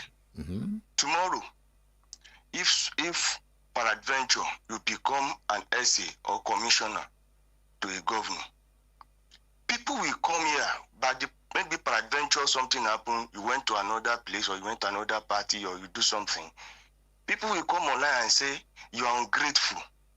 I don't understand this concept of ungrateful when somebody part way with someone and someone will say is ungrateful. Okay, if they remember how Tinubu take Aregbesola to a limelight in public, in political places, who are those people reminding us how Tinubu also left the Afeniferes who helped him to become the governor of Lagos State? Because sometimes when people talk and come and say he make somebody okay, they have even said he made Professor Osinbajo. Was Osinbajo and I don't want to if I will use the word, sorry, an idiot before Tinubu brought him to become a commissioner in Lagos State? Was he not a lawyer? Is it Tinubu that make Osinbajo a lawyer? Is it Tinubu that make Osinbajo a professor of law before he becomes a lawyer? I don't get some things. So if I have a small idea on my own that is different from maybe peradventure my boss, I should not exhibit it. I should not take it out because the person have brought me to a limelight in life. It's just as if you are telling me that because he's my father, I must not overshine my father. Yeah, there is a concept of power that said you should not outsmart your master. But it is also even idiocy to make me to believe that Tinubu have make everybody that because they have worked with him. It does not sound like as if we are from Southwest, where education begins. It does not, it look odd to me. It does not balance things for me. It does not balance things for me. It look, I don't understand it. Because he has left now, he has become an ingrate. I don't understand this thing. I don't get it. Thank you for your good job anyway. You are doing well. Thank you. Thank you. Thank you. Thank you for calling the radio station. Yes. Neither man speaks openly about the rift, but their separate roads tell the story. Political analysts say their fallout is a reminder of the fragile nature of alliances built on power. In Nigeria's restless political climate, friendships can be as temporary as the offices they seek. What was once a brotherhood that shaped a region has become a cautionary tale, how ambition can unite and how ambition can divide. Ismail Omikbidon on State Affairs.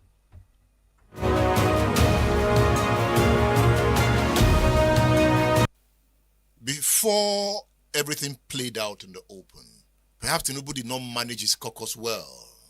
I wouldn't say he did not manage his caucus well. Because that would be failure of leadership from what I've played out. No, I wouldn't say he didn't manage his caucus well. You know, the moment Aregbesola got to Abuja, he was making new friends. Don't forget, in one of his birthday colloquium, which is no longer regular now, that's Aregbesola, El-Rufai was the guest speaker. And El-Rufai said it pointedly that he doesn't like his boss,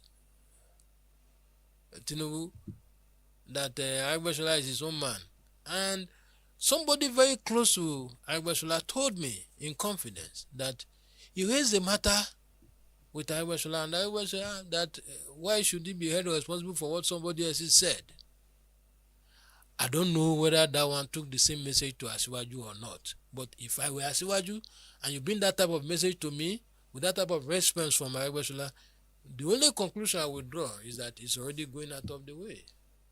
And Tinubu was eyeing the presidential ticket of the APC. The same El-Rufai went to Lagos to say he was going to teach them how to retire godfathers. You know, at some point, Aregbesola made the point that somebody was behaving like God. Who was he referring to? He was referring to Tinubu. He concluded a statement that they have even prayed to God to bring the person down. He was referring to Tinubu. That was in the build-up to the 2023 presidential election. This Aregbesola, Tinubu's man. Yes. Wanting God to bring the person down.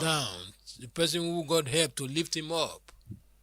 God helped Asiwaju to lift Aregbesola up. Or Aregbesola helped to lift Tinubu up. Well, from the story I had and from the things I've read, it was the other way. Let's read your book. Lawal contended that Aregbesola might be making reference to the agreement he perhaps had with the Adeleke dynasty since the APC did not win the 2022 governorship election. Hear him. So this is a statement from Lawal. Yes, the party chairman. He said, and part of the agreement was that there would be an automatic ticket for Oyetola, and that while Oyetola would be allowed to face governance without interference from any quarters, the trio of Chief Bisi Akonde, Ogbeni Rauf Aregbesola, and Alhaji Gboyega Oyetola would lead, guide, coordinate, and administer the party as the apex body. But during the primaries, Aregbesola sponsored Alhaji Moshood Adeoti against Oyetola. Yes. He did that. He did, 2022. He sponsored Adeoti. Yeah, it was clear. He campaigned, he mounted the podium around to campaign for Adeoti's candidature. At that point, he knew Tinubu wanted Oyetola. Yeah, to return. It's obvious. And by this time, he wanted Adeoti. So they fallen out? Yeah, and what led to that statement, from what I gather, Aregbesola at some point accused Oyetola of not keeping to the agreement they had. And so the party had to respond to him to say, which of the agreement are you talking about? On page 147, you have a subtitle, Day I Gave Up on Aregbesola. You even gave up? Yeah, I gave up. The reason I gave up was this. When they were doing the APC revalidation exercise, if you recall, the first person they attended to was the president, the late president now, President Muhammadu Buhari. Once the party was done with that, they traveled all the way to Osun and straight to Ila to attend to Chief Bisi Akande. And once they were done with Chief Bisi Akande, they followed to Iragbiji to do for my principal and Her Excellency the wife. And when we got back, we were now discussing, okay, since it's leadership, the next person is Aregbesola. And in my presence, my principal put a call to Aregbesola. The phone was on speaker. And so it wasn't as if I wasn't hearing what Aregbe was saying. I was only hearing what my principal was saying. I was hearing what my principal was saying, and I was hearing Aregbesola's response. 2 dates were proposed, but he said those dates were not convenient for him. He now went ahead to promise that he was going to give 48 hours notice whenever he was ready for his own exercise. And we're all waiting for him. But while the waiting was on, at that point, Otunba Yola Omisore was already pressurizing to join the party. And from what I heard, at the meeting that was held in 2020, my principal brought the idea at that meeting that Yola Omisore has shown interest in joining the APC. And none of the others kicked against it. And what led to that, from the conversation I had with my principal, was that Aregbesola accused Oyetola of deferring to Omisore, that Omisore is now his new leader. And my principal said he interjected to say that I took strong exception to that. And in concluding, he now said, by the way, this man said he wants to join us formally. And none of the others kicked against it. Aregbesola did not kick against it. He did not kick against it at that meeting. So while we were waiting for Aregbesola, Omisore and his men went to register to join the party. I think the week they joined the party, it was that weekend, I was in the government house with my principal. We were reviewing one of his speeches, and I just saw a Facebook Live where Aregbesola was saying that they were blocking him from registering. They want to send him away from the party. I was like, how? Who was blocking you from registering? I said, look, they say this man is a liar. And here I am confirming it today. And that was the day I gave up. You gave up? I gave up. At that point, no reconciliation would happen. I gave up. Because it was obvious. Oyetola gave up too? No, I didn't. He didn't tell me that. But at that point, I concluded he was the aggressor. He was the aggressor? Yeah, because otherwise, if I wasn't privy to that discussion, I probably would have said maybe my principal said something else to him. But this conversation happened right in my presence. Oyetola dismantled most of his policies. I wouldn't say dismantled most of his policies.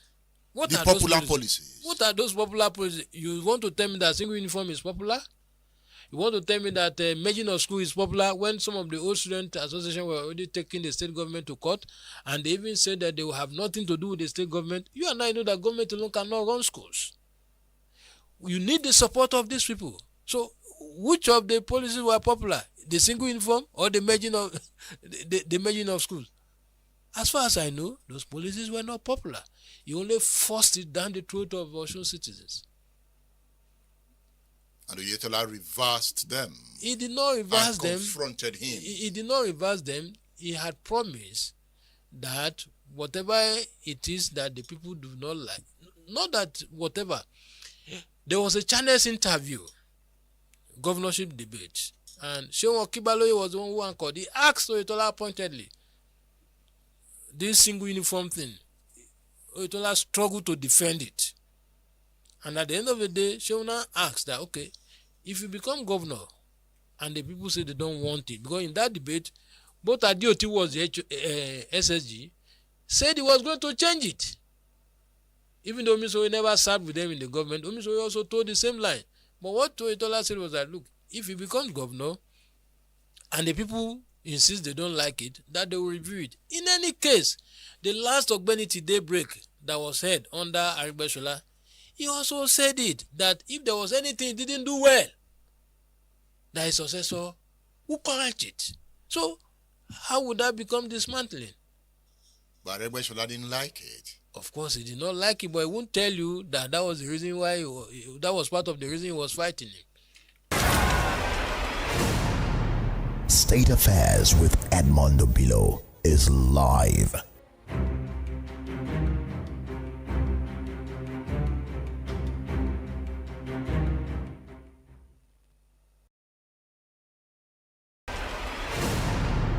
State Affairs with Edmondo Bilo is live. State of Edmondo Bilo is live. Stay tuned. Splash FM.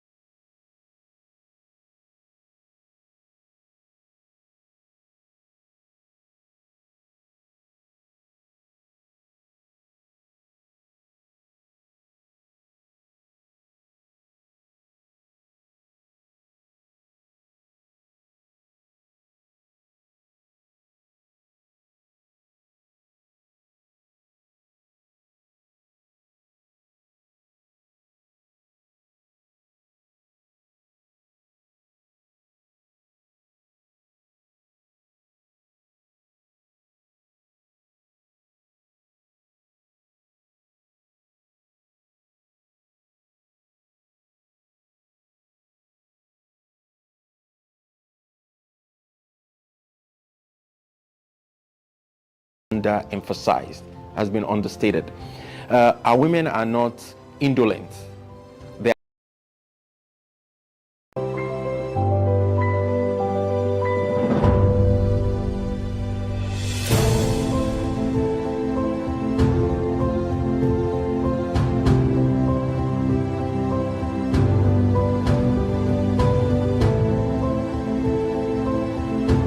The soap making industry in Ipapo seems to be one of the critical identities of Ikpapo as a place.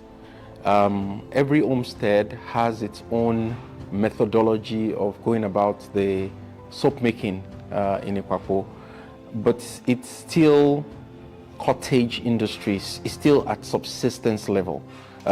It's at the lowest rung of the value chain.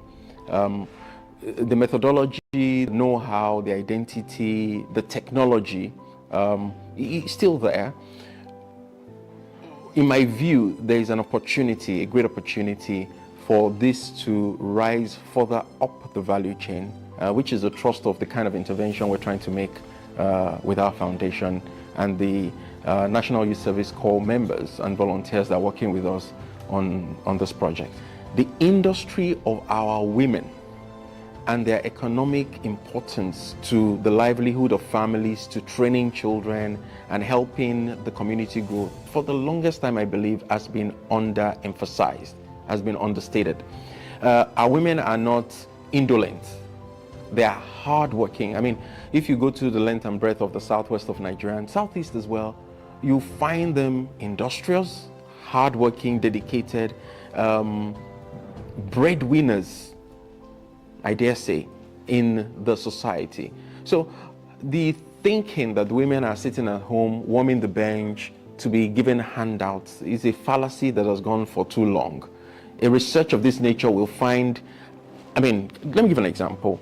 We were valuing the naira worth of a tray that one of the women our team worked with was selling. And that old tray was going to about 50,000 naira, sold in a day. If 50 to 70,000 naira is sold in a day, multiply that by 10, okay? Suddenly that woman is no longer the poor peasant that we thought she was. But the challenge is the packaging, the branding, the identity, those other things that will add value to it to make it acceptable on a global market, on a global scale. Refining the technology, like a conversation with the KBC would have shown that while they are using their legs to thread in the process, a machine could be done to thread from the white oil to the black oil, consolidating it to take it further up the value chain from cottage industry to a small soap making factory. And from that further down is what needs to be done. But that the women are involved, the women are active in industry, and the women are critical to the economic success story of a place like Ikpapo, as they are, as you find across the length and breadth of Africa. Oshe Dudu is the identity of Ikpapo. Interestingly, together with our Ori, which is shea butter, and we also have our variant of Gari. So when I'm not saying that it's a good Gari and a bad Gari, but we have our own Ikpapo Gari as well. But the focus here is our Oshe Dudu. Yes, Oshe Dudu is the identity of Ikpapo to the world that can distinguish us and is on the journey, particularly with this opportunity you've given us, Edmund, to be documented to the world. What we're trying to do at the Bill Adé Foundation, working with Ikpapo and the National Youth Service Corps members working with us on the project and the volunteers, is that by the time we had the branding, we had the funding for them to upscale, so from subsistence level to cottage industry. By the time we help them with the identity, because Oshe Dudu is organic. Where we are talking about sustainability, we're talking about an eco age, we're talking about green gases and all whatnot. Something that's not chemical based, something that is that has health benefits to the world, properly packaged, where we can document the each bar soap and tell you what is in it, from the ori that is there to the ash that is there to the process, with that refinement, which is what the world needs to see, and then the identity from each ojule that is producing it. So, for instance, I'm from the Electoral, and we'll find almost every house has their own methodology, and the people doing it, the women that are doing it. So if we brand it and say from Ile Balogun or Ile Mogaji or Ile, original products of Ikpapo or Oshe Dudu of Ile certified, the same way you certify organic products, and we package it and put it together and we put it in the global scene, then we not only elevate our people from just subsistence making of Oshe Dudu black soap, we also elevate them, give them visibility to the world in terms of their craft that has been there for ages and ages, and the technical knowledge is still resident in the family, and then we can then lift our people also from poverty to great economic value. And the world is waiting for this. The world is waiting for Ikpapo. The world is waiting for our Oshe Dudu, and that's what we're partnering with the world and yourselves and the good people working with us to present to the world. Yes, Oshe Dudu is our identity. We're proud of it. We own it, and we're trying to take it to the world. The work we're doing currently is to document the footprints of Oshe Dudu.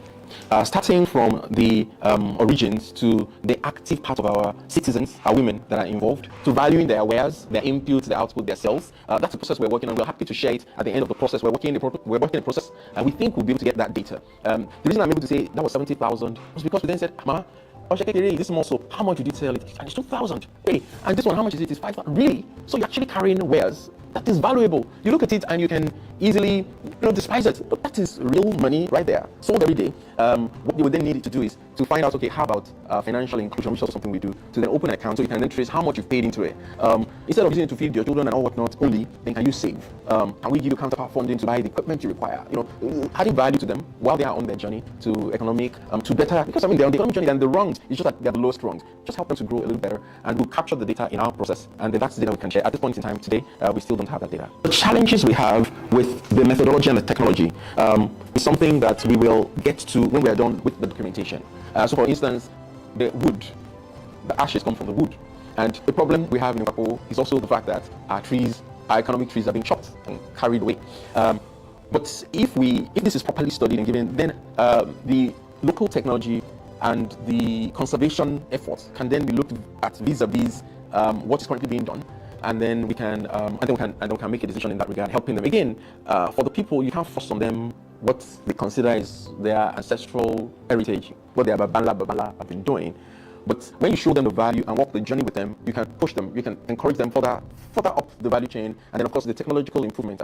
In an age where power is being generated with water in a bowl rolling, we need to move in that direction. We just need to follow that trend as well. And, of course, the raw materials for this schedule is one of such as well. Water, in fact, is an issue. When you look at Ipapo and the topography, the terrain, on one part of it, so for instance, where I'm sitting here, is my maternal grandmother's family house. And it's called Oke Igbabo.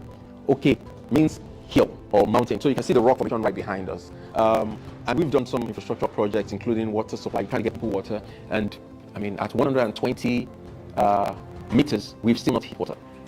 We're going to 150 meters, and hopefully we will eat it. If we don't, we'll still go down. So clearly that's the problem. Interestingly, in Ipapo, it then depends on when you drive through the town. It's on two sides. This line has water. The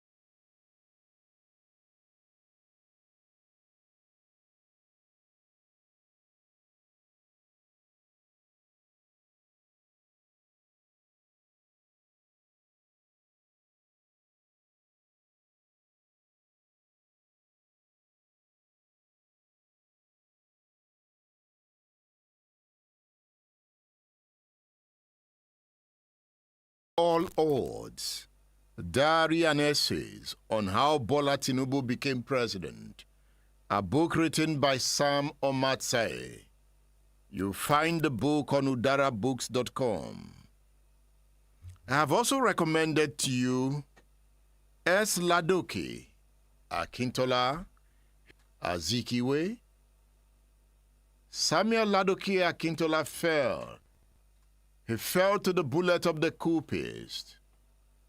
But before his fall, what was it about Akintola's politics that resembles Aregbesola's politics or even Tinubu's politics?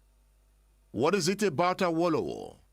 So this book takes you into the past. Well-researched. S. Ladoke, His Life and Times, by Professor Akinjide Oshitokun. Another book you should read is Battle Lines, Adventures in Journalism and Politics, by Olusegun Oshoba.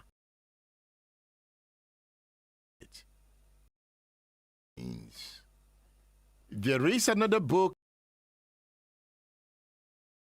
My Life in the Public Eye. These are common. Oshoba. Segun in the Public Eye. It's an interesting read. Abiola Ajimobi, architect and builder of Oyo State. Architect and builder of modern Oyo State. It is the biography of the late Abiola Ajimobi, written by Sam Omatsai. This book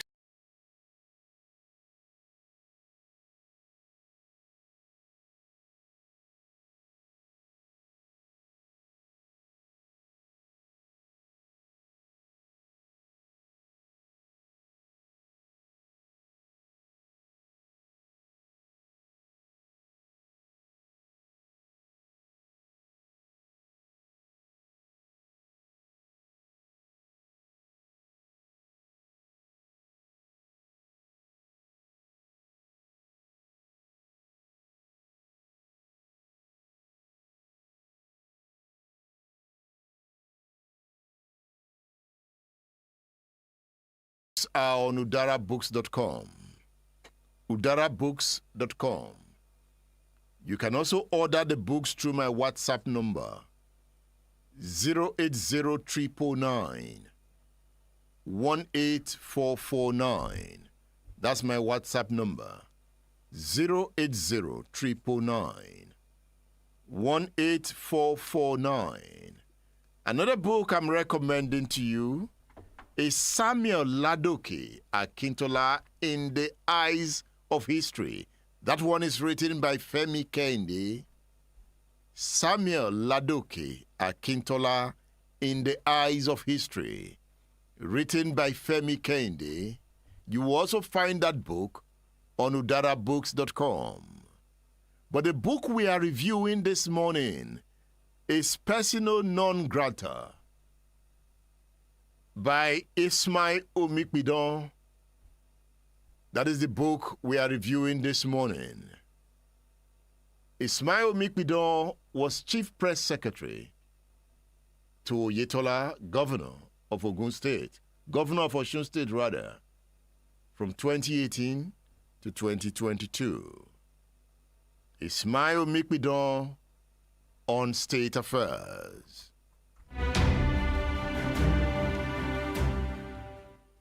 Let's come to the 2022 gubernatorial election. A sitting governor was defeated. Oyetola, how did that happen? Well, a combination of factors. Complacency, sabotage, and the fact that my principal didn't show any sign of desperation to hold on to that position at all costs. Or he was overconfident? It wasn't the issue of overconfidence.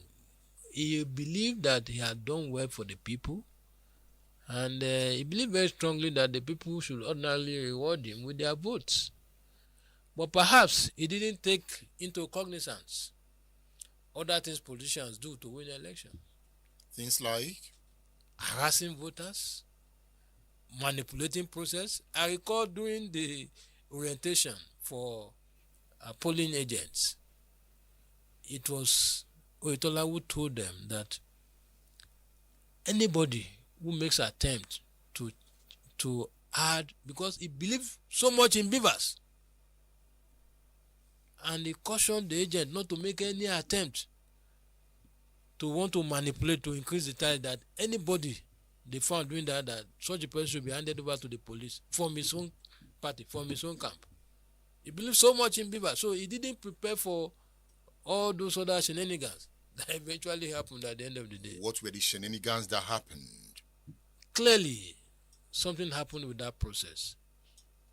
If we don't see anyone in the open, first, we saw the arrest of a member of the party who is also a member of NUTRW in the state. He was the first person that was arrested and paraded. Oyetola's man. He's a member of APC. On the day of the election, Osogbo, voting population in Osogbo is more than the North and South combined. By 4 to 5 p.m., we had concluded the exercise in Osogbo. But in Ede, they voted up to 11 p.m. Why? Election materials did not arrive on time. I don't think so. There are no riverine areas in Osun.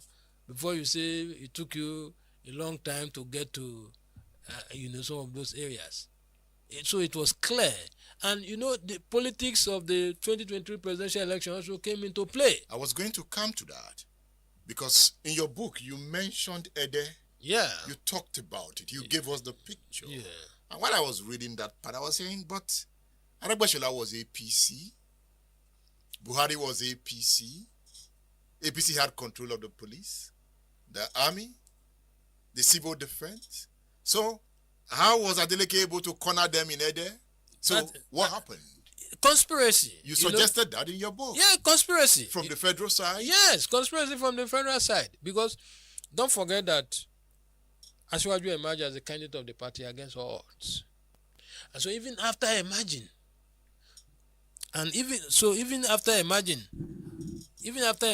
some still felt that they could still pull a last minute to stop him from becoming the president. And they indeed made the attempt. So the election in Osun was the last election before the presidential election. Are you saying they used Osun to go against Asiwaju? Of course, it was deliberate. Otherwise, how will you explain a government that was in power and all the federal government apparatus, including security operations, became hostile to the APC in Osun? Ismail Mikbidon. Sir. Are you saying that Buhari supported Adeleke in the 2022 gubernatorial election in Osun? I wouldn't say Buhari as an individual, but the men around Buhari who were calling the shots. Aregbesola was one of them? He was one of them. He worked against Oyetola? Clearly, because his foot soldiers voted against, apart from voting against him, worked against him. The incumbent governor confirmed publicly that he got support from Aregbesola's men. And the target was Tinubu? The target was Tinubu, but Oyetola was the victim. He's still a victim?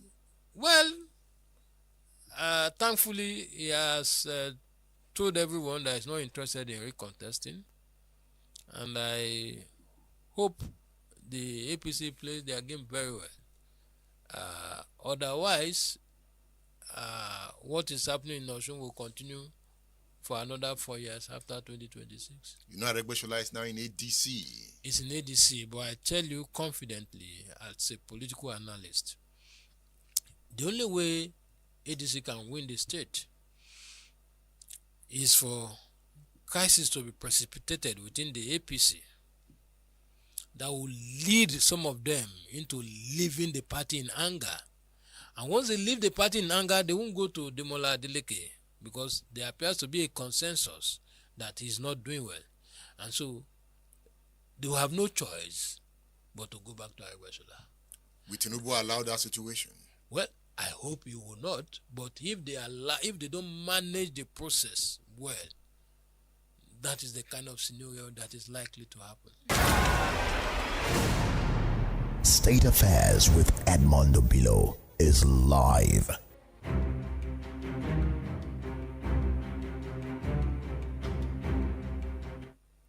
Yes. Should I call that part one of my interview with Ismail Omikbidon?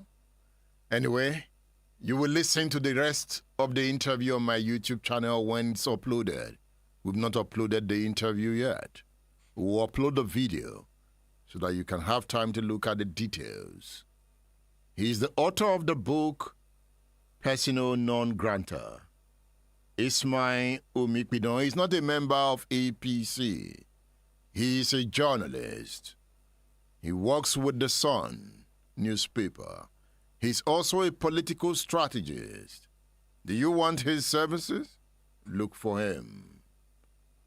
The lines are open. Let's talk.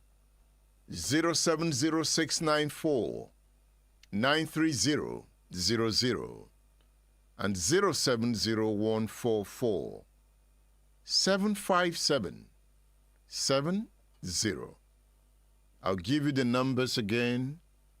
070 694 93000 or 070 144 75770.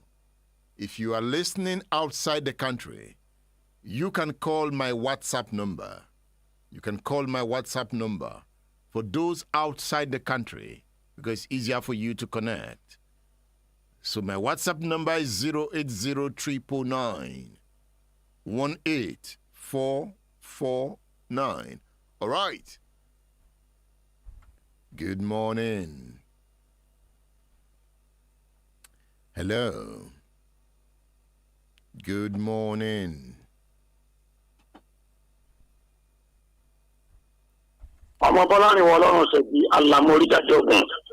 It was said in the Bible, as it was in the beginning, so it is now, and it continues to be forever. As it was in the days of Samuel Aregbesola and Obafemi Awolowo, so it was during the Second Republic politicians, and it used to be, and it continue to be. Whatever happened between Aregbesola and Tinubu has been happening before. And let me tell you, mischief makers will continue to have their ways.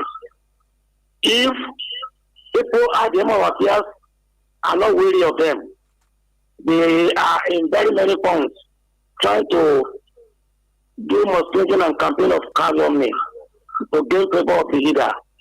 And if leaders are not careful, it will continue to disrupt their affairs. Thank you, Edmond. God bless you. Thank you, Chief Bolaniwa, for calling the radio station. Hello, good morning. Hello. Okay. Hello, good morning. Yes, good morning. The line is not clear. You see, don't bother calling my line. I won't pick it. It's for those outside the country that can call me on WhatsApp. Okay? Hello, good morning. Hello. Hello. So I really appreciate God that we can start together on radio today. Thank you, Edmond. God continue to bless you. The analysis of the person that you were just interviewed, I think Adeleke is extremely doing well in Osun. You know, I know that Adeleke will won. He will won. He surely won. So he's doing well in Osun State. Thank you very much, sir. Thank you for calling. Okay, we'll have a caller here. I think this is a UK number. Hello, good morning. Yes, good morning, the radio man. My name is Olatubo, so I'm calling from the United Kingdom. Happy to hear your voice. And for all you've been doing, I've been following you since like 15 years now. Let's go straight to the topic this morning. I'm a Yoruba person, and to be honest, I'm not a fan of the way we play our politics in Nigeria, and it's quite unfortunate because the rest of the world is talking about artificial intelligence. They are talking about, building infrastructures. But it's quite unfortunate that in Nigeria today, in the 21st century, we are still playing this kind of politics. However, I think just like previous callers have said, the politics of Jagba that Asiwaju Bola Ahmed Tinubu, according to record, has played in recent time in Lagos, I think Ogbeni Rauf Aregbesola is a student, if not a partner with Asiwaju Bola Ahmed Tinubu. However, having said that, they know themselves. He is an ally of the president, and they've played this politics over time. So we shouldn't be surprised at the rebellion, I'll call it rebellion, going on between the both of them now. However, I do not subscribe to the fact that Aregbesola, some of the interviews he granted, talking about how to bring the person down and all of that, because as a Yoruba person, as a well-cultured Yoruba person, we do not believe in what we call Fibisholore.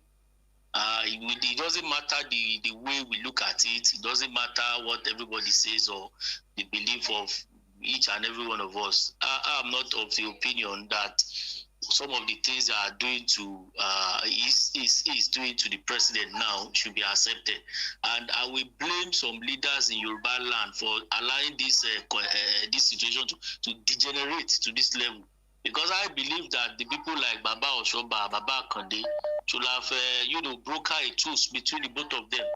Well, unfortunately, that's not happening. So I will use this opportunity to call on the leaders, the well-respected leaders at the moment that I believe Aregbesola and the president can listen to, the likes of Baba Kande that are still alive, the leaders in the Afenifere. Let them broker that peace among the both. I mean, both of them have gone a long way, and it's quite unfortunate that people like us that are looking up to people like them as our leaders in Yoruba land, of course, our political leaders in Yoruba land, this kind of thing is going on. All so right. what kind of legacy are really, putting up? So that's just my little contribution. Thank you very much for the opportunity. Thank Have you. a wonderful day. Thank you for calling. Thank you.